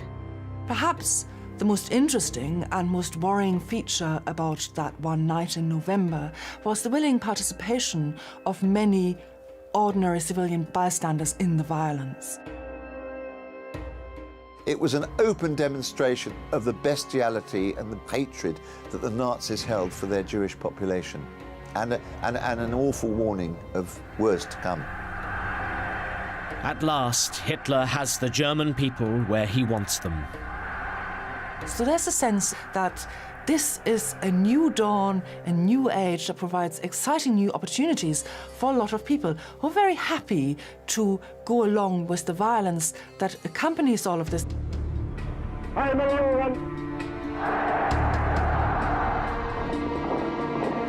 Germany has been rearmed. Hitler's enemies, like the Jews, can be persecuted with minimal resistance. Now, he is ready for war.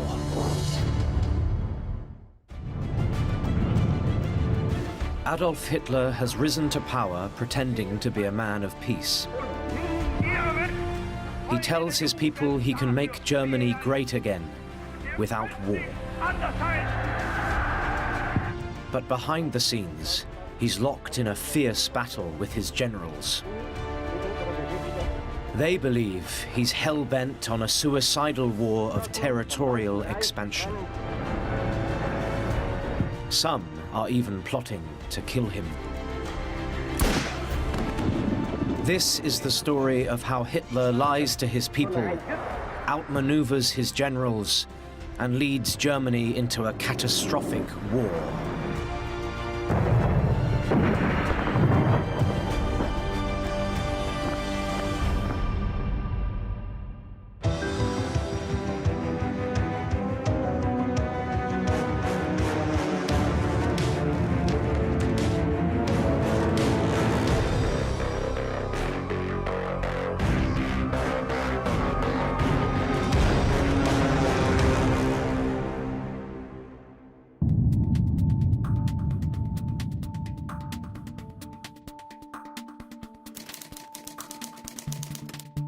On a bleak winter's day in late 1937, Adolf Hitler summons Germany's military leaders to a meeting at his headquarters.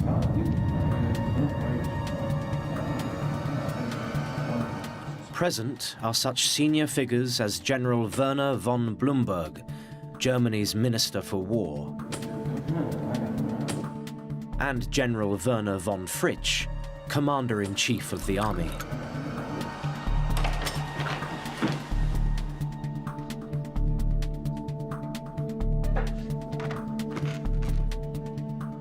They think this is going to be a routine meeting. But Hitler shocks them at the beginning of the meeting by explaining to them that what he's about to tell them should be considered his last will and testament.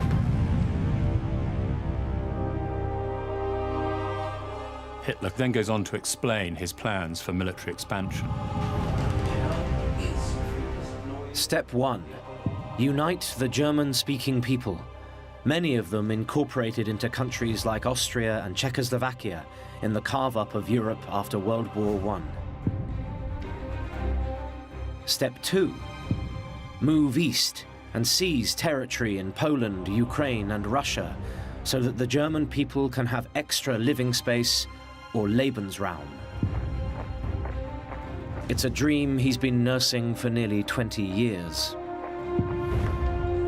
Many of Germany's generals agree with him. But then Hitler spells out his timetable.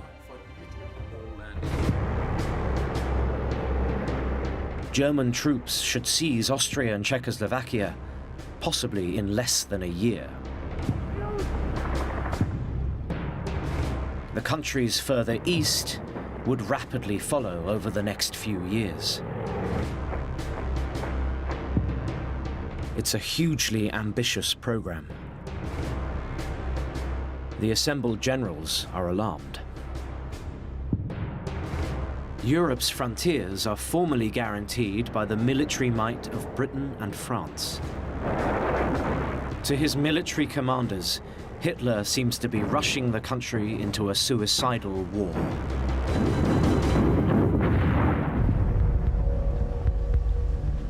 And when they leave the meeting, there is considerable distrust and disquiet. What really worried them was that they didn't believe that the German army, that the German armed forces at that stage in late 1937, early 1938 were ready for war. Indeed, they thought that they were woefully unprepared. And it was decided that one or two of them at least should make their views known to Hitler.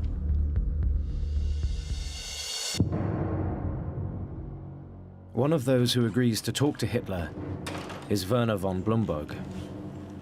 Field Marshal von Blomberg was very much of the old school of the German army. Blomberg is actually quite a pro-Hitler general. He's always seen as rather sort of sympathetic to the Nazis. But even he has been shocked by what Hitler has said to him that day and was beginning to tire of Hitler's expansionist plans. He's joined by Werner von Fritsch, also horrified by what he's heard. But Hitler refuses to listen to them. Hitler was having none of it, and there's no doubt that at that moment he started to doubt their support and to doubt whether he could carry out his plans with them still in place. As the two men will soon find out, Hitler has a way of dealing with those who oppose him.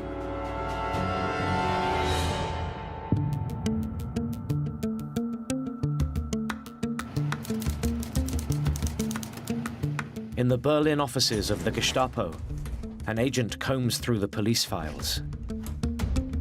His target is not communists or dissidents. It's von Blomberg.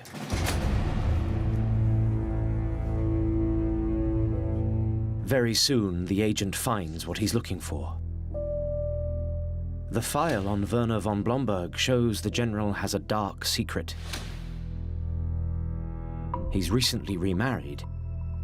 Hitler had been one of the witnesses. She was considerably younger than him, and it's clear that at some stage he was smitten, he fell in love, and he decided that he wanted to marry her. She was only 25 years old.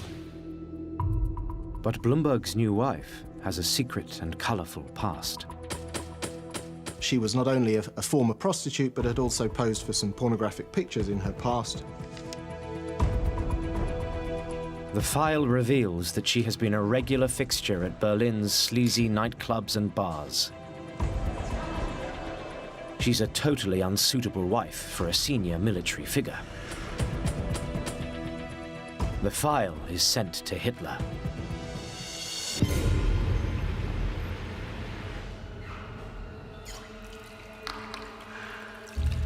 Hitler, a notorious prude, is appalled. There was an anecdote going round Berlin at the time that Hitler was washing almost compulsively because he had shaken this lady's hand. But at the same time, it chimed very neatly with Hitler's desire to get rid of von Blomberg, to do away with some of the opposition to his military plans, which he now had in place. Blomberg is summoned to a meeting and offered a choice. Resign, or his wife's past will be made public. As Hitler had hoped, he chooses to resign. Days later, Werner von Fritsch is also summoned to a meeting with the Führer. A file has mysteriously surfaced, suggesting Fritsch has had a homosexual liaison. Homosexuality to the Nazis was something that was absolutely abhorrent. And for Hitler personally, who was tremendously homophobic, it was utterly beyond the pale. Fritsch, too, is forced to resign.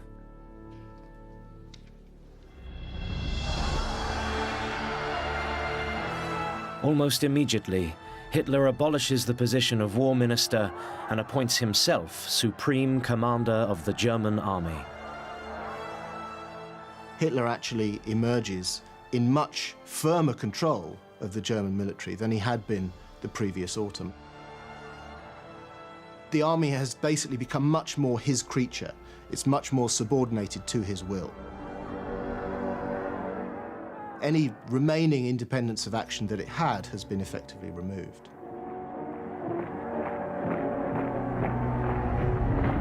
Yet Hitler faces an obstacle. The German public has elected him as a man of peace. How can he fulfill his expansionist plans, seize new territory, and still keep his promise to them?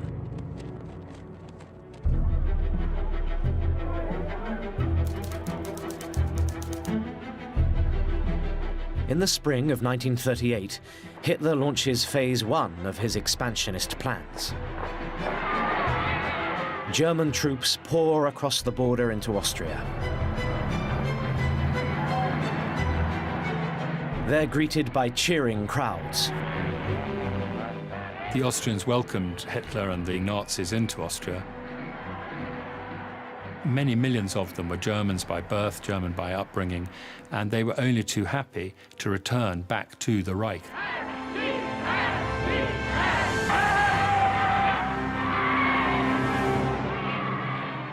Within days, Hitler arrives in Vienna to claim Austria for his new Greater Germany.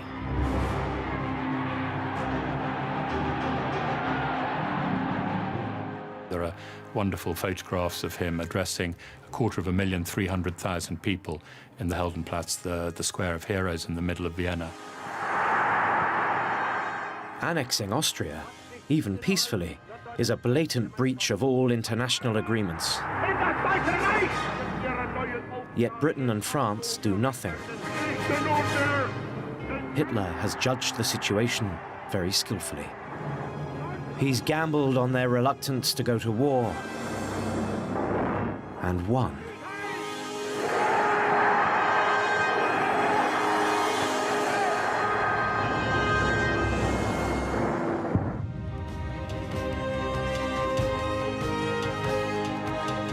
In Germany, there's also jubilation. Hitler has taken the first step in creating his Greater Germany without bloodshed. In doing so, he's also kept his promise to his people not to take the country to war. The Nazi propaganda machine pumps up the achievement. The crowds were euphoric. They saw this as being a bloodless invasion that, almost without a shot being fired, Hitler had reintroduced Austria back into a Greater Germany. He was a hero at the time.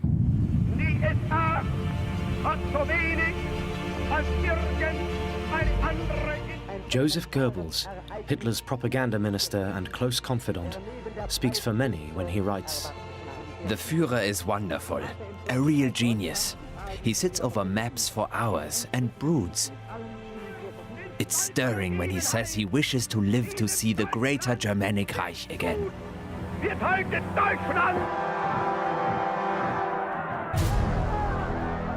Yet behind the scenes, Hitler and some of his closest collaborators are planning another aggressive expansion of Germany's borders.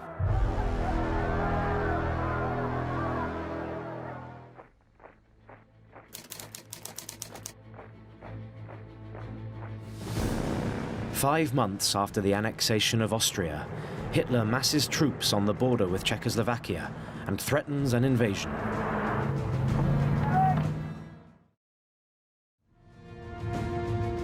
The country has a large German minority. Most of them live in a border area known as the Sudetenland.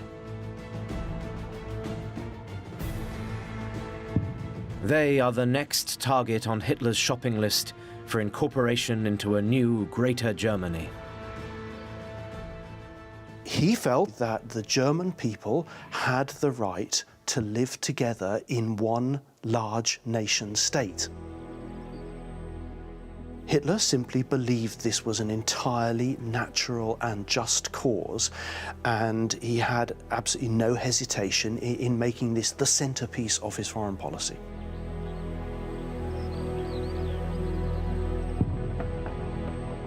But unlike the Austrians, the Czechs aren't willing to give up territory to Germany.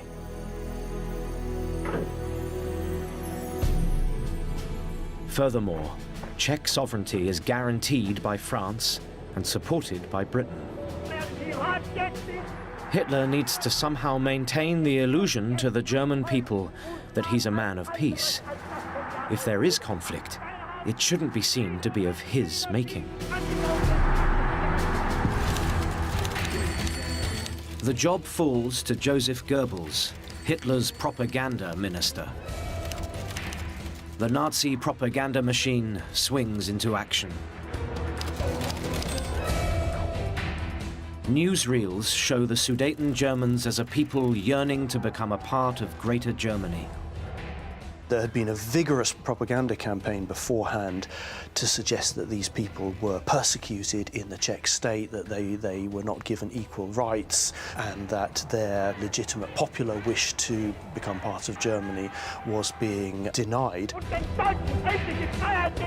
Hitler was very clever at telling the world, and of course telling his own people in particular, how badly oppressed the Germans living within the Sudeten borders were, and that this was really a moral crusade for Germany. Hitler's Nazi sympathizers in the Sudetenland now secretly stir up trouble. There was a very effective grouping of Nazis, pro-Nazis, who were able to magnify any incident of oppression suffered by the Germans. It's a classic Nazi trick. Secretly provoke unrest, then make sure it gets lots of news coverage. Every newsreel carried an example of the oppression of the German people in the Sudetenland. Our people, our German brothers and sisters, are being oppressed in an appalling way in the Sudetenland. This can't be allowed to continue. We must intervene. And the anger that was built up was very effective propaganda. It's a clever spin. Hitler can now put the army on a war footing while claiming he's merely protecting a helpless, undefended German population. But despite his popularity, Hitler still feels insecure.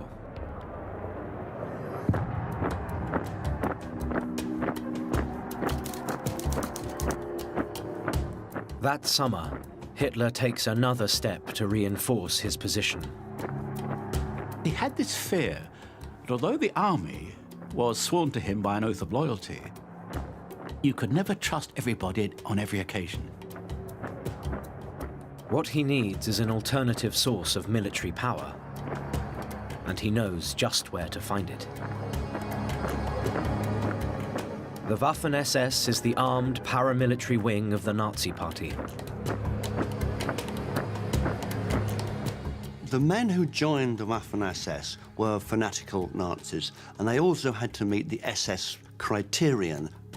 They were tall and blonde-haired and had to show that they're of pure Nordic blood for at least 3 generations. They had to swear allegiance to Adolf Hitler. They had to have their blood group tattooed on their arms. They had to have read Mein Kampf. They really had no compunction about what they did and who they killed, as long as it was followed the Nazi ideology. Ordinary Germans and ordinary German soldiers would be scared of these guys. That summer, the ranks of the Waffen-SS are rapidly expanded. New recruits pour in. In 1938, the Waffen-SS set up its own training schools. This gave them access to better equipment and better training. It also welded them together as a unique elite corps, which were fanatically devoted to Nazism and to the extermination of communists and Jews. They were special, they were separate, and they were answerable only to themselves and to the Führer, with no reference to any other authority over them. That's what gives them that fearful image. They are, in effect, Hitler's private army, his guarantee that if the army turns against him, he has an alternative source of power. It will turn out to be a wise precaution. There's already a growing revolt inside the military.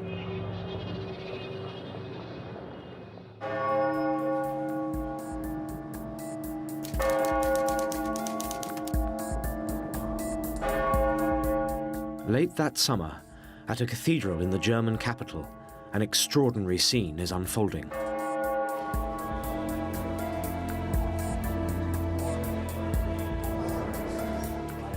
A group of military officers have come to ask the cathedral's canon to release them from their oaths of loyalty to the Führer.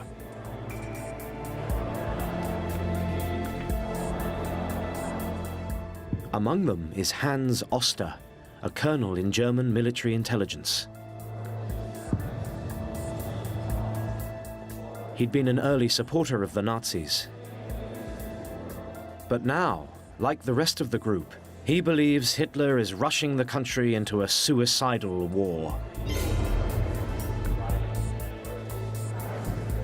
The cathedral canon, also a dissident, is happy to help. He tells them Hitler is a tyrant and that they have no obligation to follow him. And that was a difficult step for many of those senior military men to make. This was, after all, their commander-in-chief, so they needed, if you like, absolution from the church to prepare them for what they were planning to do. The conspirators also have the backing of important names in the German military. They include General Erwin von Witzelbahn, commander of the army in Berlin, and Fritz von Schulenburg, vice president of the Berlin police. Both have been deeply disturbed by Hitler's removal of Blumberg and Fritsch and his willingness to risk war with Britain and France. Many of those who were plotting in the summer of 1938 were those that you might normally imagine were the Nazis' natural echelon of supporters. There were senior military personnel, also senior police personnel.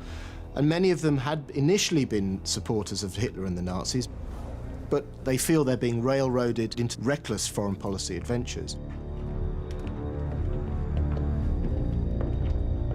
Oster and his colleagues leave the cathedral determined to do all they can to stop Hitler.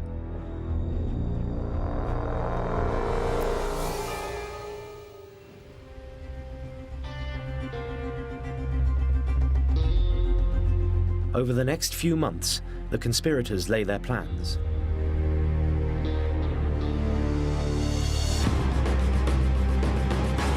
The idea is to arrest Hitler and remove him from power.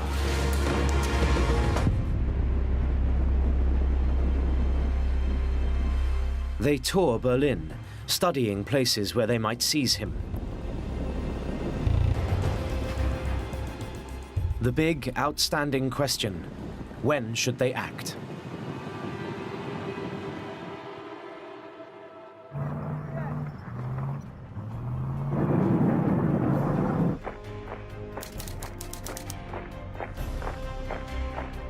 Meanwhile, on the Czech border, German troops continue to prepare for war. But France and Britain are still guarantors of Czech sovereignty.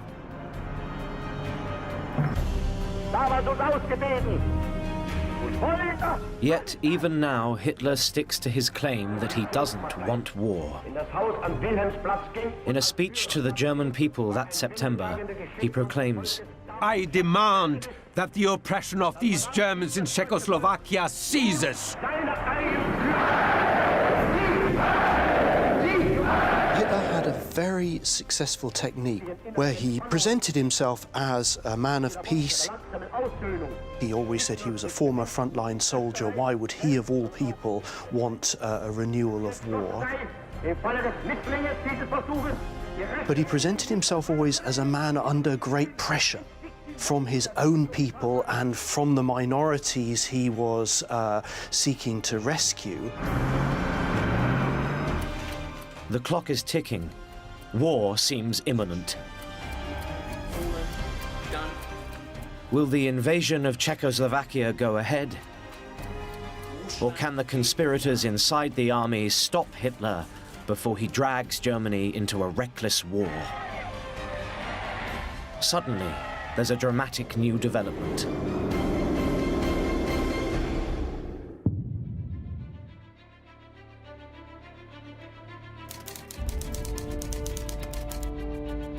In Britain, Prime Minister Neville Chamberlain has been watching Hitler's saber-rattling with alarm.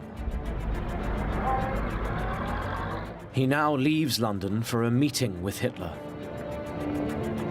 Discussion between him and me may have useful consequences. On the morning that he left for Germany, he was sent off from the airport by cheering crowds.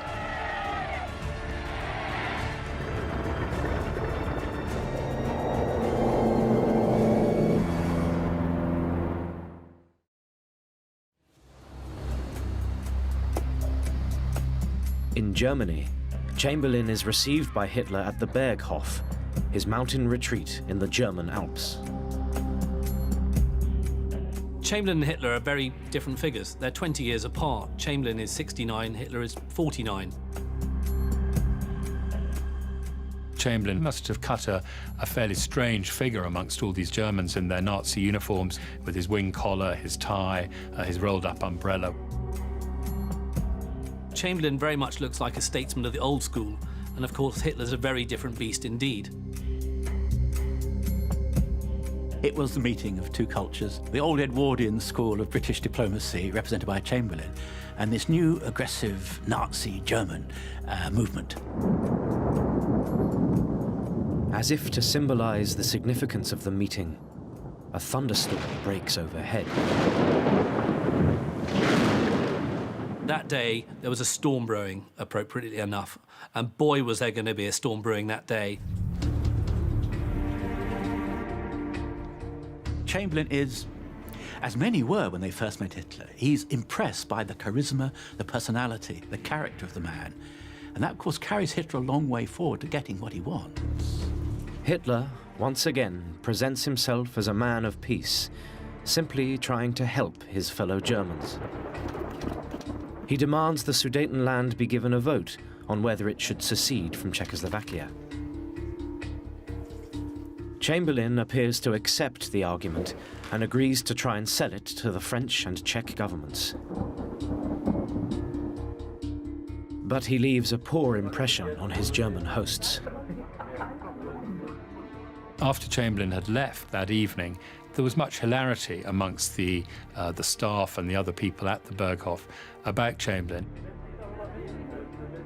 There's no doubt that the Germans felt, having met him once, that this was a man who they could get the better of.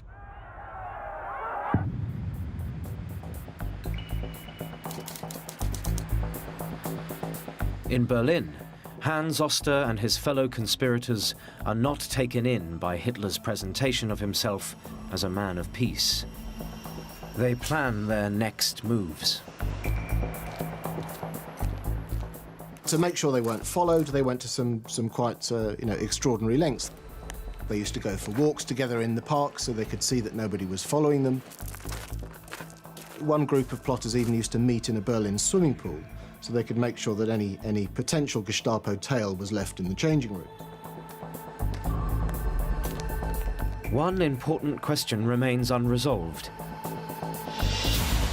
What to do with Hitler once he's arrested? Most favor a trial, but not everybody agrees.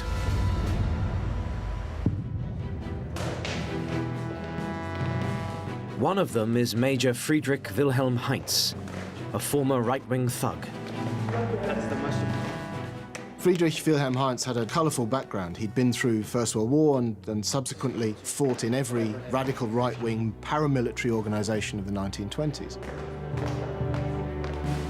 Heinz supports the Nazi cause, but not Hitler's leadership of it. He tells Oster, by now the leading spirit behind the rebellion, Hitler alive is stronger than all our divisions. He needs to be killed. The two men come to a secret understanding. Hitler will be shot in the confusion of the arrest. There is now a very real chance Hitler could be killed.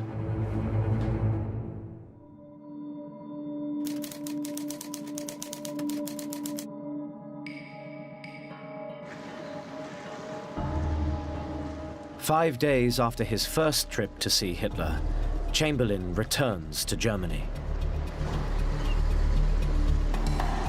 The second meeting is held in the small spa town of Bad Godesberg on the Rhine. Chamberlain's hotel, the Petersburg, is on one side of the river. Hitler stays in his favorite, the Treason, on the other. The Treason is the hotel where Hitler traditionally went to relax, where he used to go to stay when he wanted a holiday. Herr Treason, the owner of the hotel, was famous as being an arch-Nazi. And he had an interesting sideline. Whenever Hitler came to stay, he would then auction off all of the materials that had been in Hitler's room afterwards to earn a bit of extra money.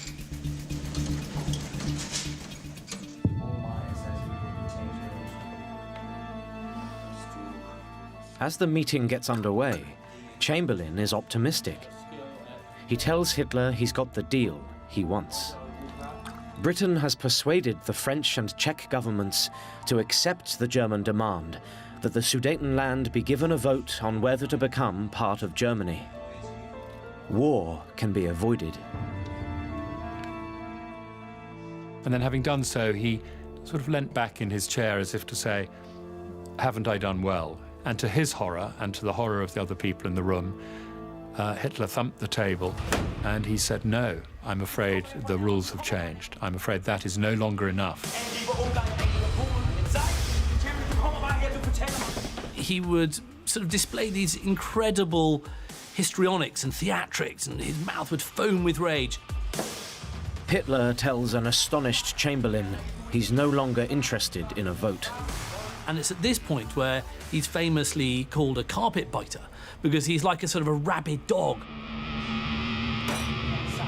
Hitler now tells Chamberlain the situation in the Sudetenland has deteriorated.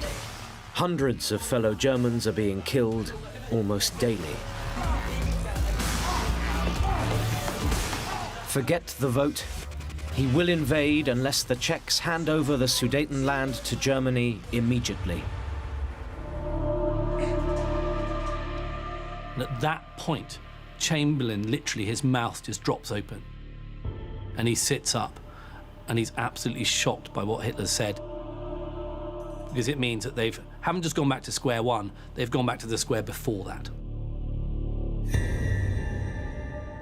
At that stage, things looked very bad indeed.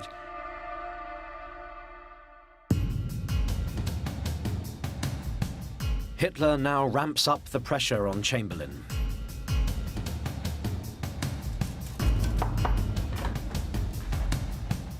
A carefully orchestrated stream of messengers come and go. A courier comes in and presents, with a great flourish, a piece of paper to Hitler.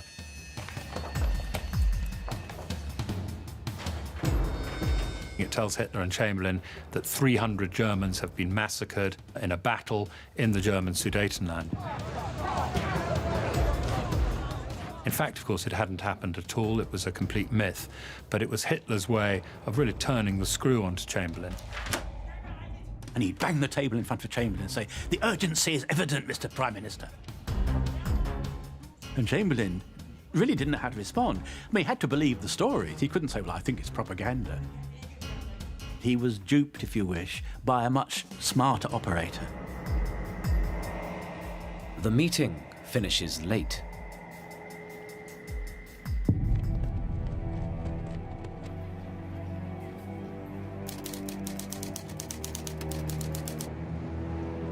Chamberlain returns home deeply disturbed. He's facing a monumental choice.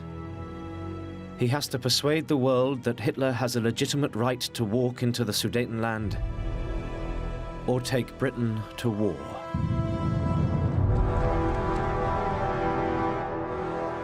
He soon makes his opinions clear.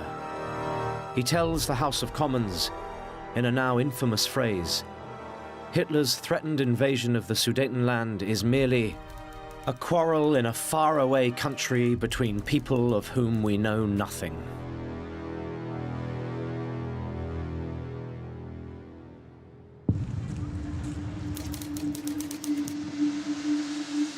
In Berlin, the conspirators in the army are certain Hitler is still leading the country to war. They can't believe the British will give in to Hitler's latest demand. Desperate to stop him, they finalize their plans. The invasion may be only days away. At an army garrison in Berlin, Friedrich Wilhelm Heinz assembles a small team.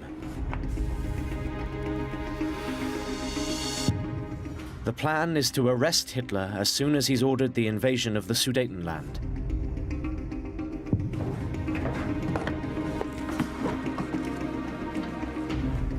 Arms, ammunition, and hand grenades are handed out.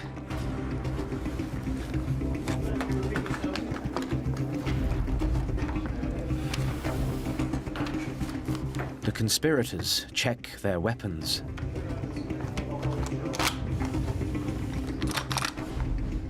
But then something happens they hadn't anticipated.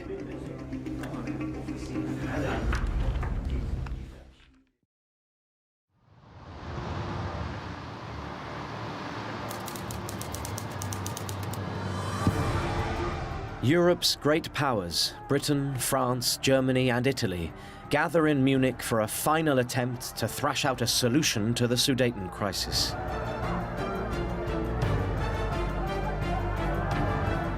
The meeting is held at the Führerbad, the enormous Nazi headquarters in Munich. The atmosphere at Munich was tense throughout. Everybody present is convinced time is running out to prevent the second catastrophic war in Europe in 20 years.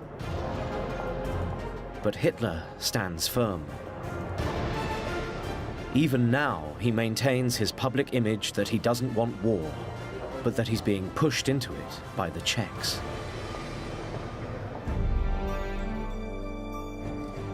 Across Germany, there's a mood of alarm that despite their faith in him, Hitler is going to break his promise. The reality was, and we know this from diary entries, that there were serious doubts, not simply among the military, but also among ordinary Germans. It wasn't openly expressed because really there wasn't an open area for that, but the anxieties are there. There's a lot of trepidation now amongst the people. They're quite frightened of coming out and saying, you know, these aims are wrong, but there is a kind of fear about a world war and what it will do for Germany.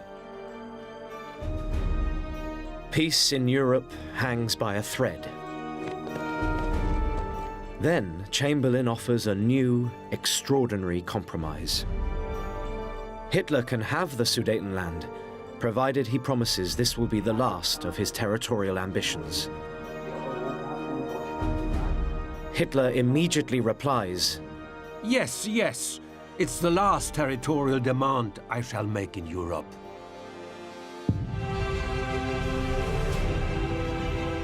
Within hours, the Munich Agreement is signed. It's an extraordinary coup. Chamberlain is convinced war has been avoided. For Hitler, it's a double triumph. Germany's borders have again been expanded. And he can continue his lie that he's a man of peace. Once again, he's a national hero.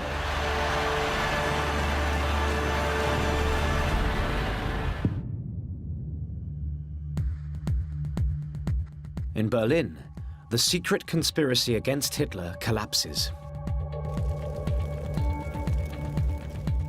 Hans Oster and his colleagues burn all the evidence. With Chamberlain's climb down, they've lost heart. The leadership melts back into the army command structure.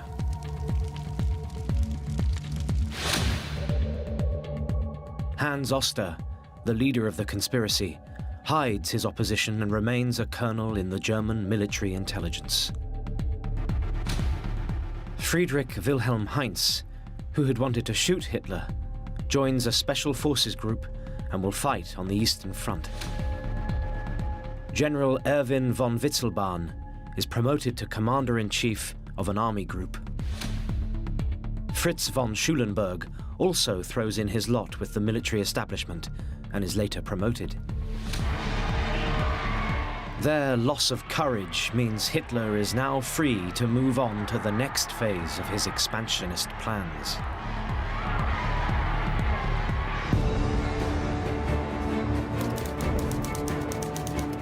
Six months after signing the Munich Agreement, he tears it up. In March 1939, German troops roar straight through the Sudetenland and occupy the whole of Czechoslovakia. This is no longer merely uniting German-speaking people. This is territorial expansion.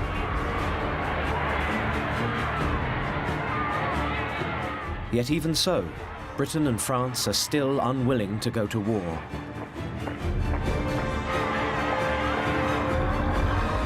For the German people, it looks like another amazing triumph.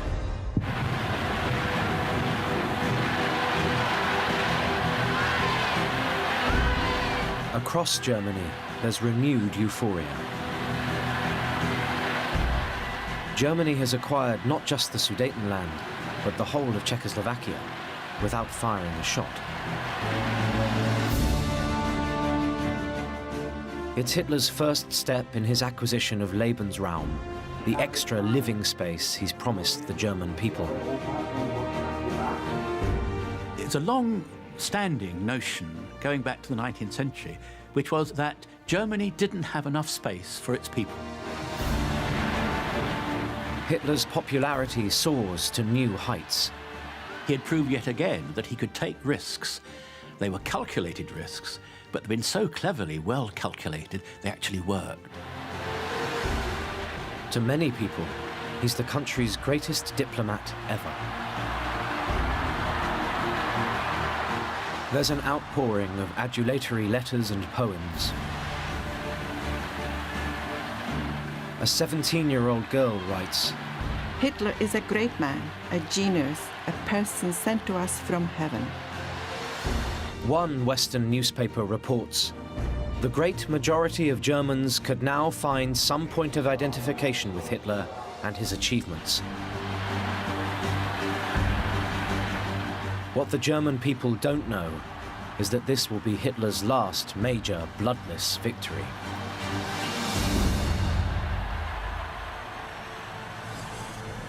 The international community was outraged by it. Stalin denounced him, Chamberlain denounced him, and the French denounced him. Hitler is hell-bent on war. The only way to stop him is through a powerful military alliance. But even now, the German people have faith he won't take them to war. They're wrong.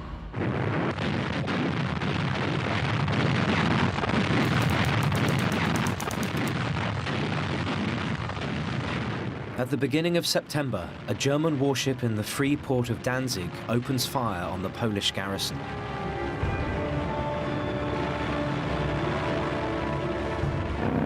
Meanwhile, German troops pour across the border into Poland.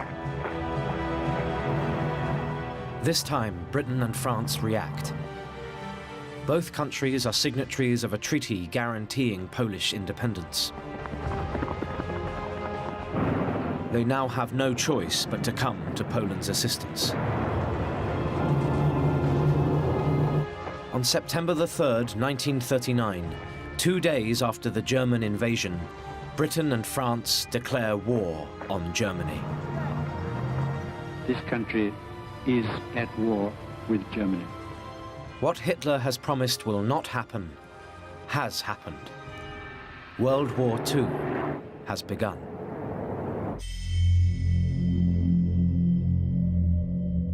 In Germany, there's a mood of fear and doom. There was no appetite amongst the German people for what could be seen as a resumption of the First World War, which had been utterly catastrophic for Germany. From contemporary reports, we know that the mood in Berlin was somber and depressed. The war they'd hoped to avoid has finally arrived. But then, very rapidly, the mood changes as German forces crush all opposition. Poland is overrun in weeks. The German army then turns west. War spreads across Europe. It's accompanied by more easy victories. Germany occupies Denmark and Norway. I mean, this is joined-up warfare. This is tanks, artillery, all working in unison. Soon afterwards, German forces storm into Belgium and Holland. This is a war that no one has ever seen before, and it's absolutely devastating. This is war at its most brutal.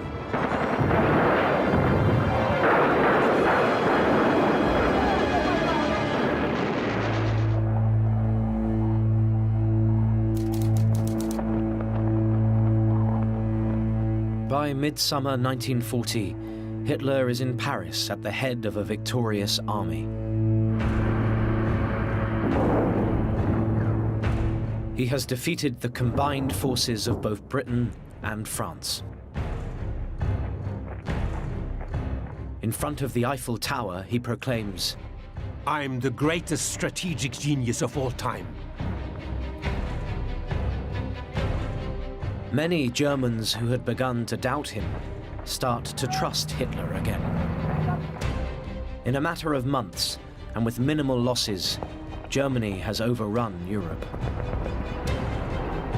Hitler may not have kept his promise to avoid war, but at least it's been a brief one. He's grabbed more territory than the Germans had won in the entire course of World War I. A war that lasted 4 years and cost millions of German lives. He tells his senior military commanders, "No one has achieved what I have achieved. I've led the German people to a great height." The idea of Hitler's military brilliance spreads across the world. National leaders in Europe and Asia rally to his support.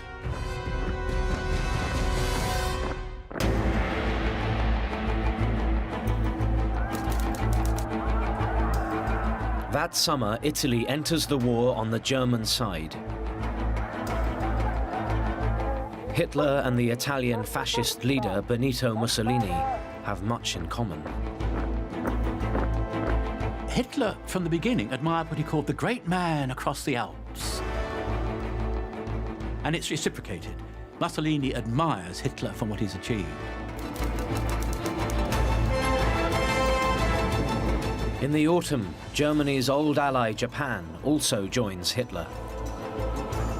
the Axis powers are born. Hitler strides the world. Yet what the Germans don't realize is that the war is far from over.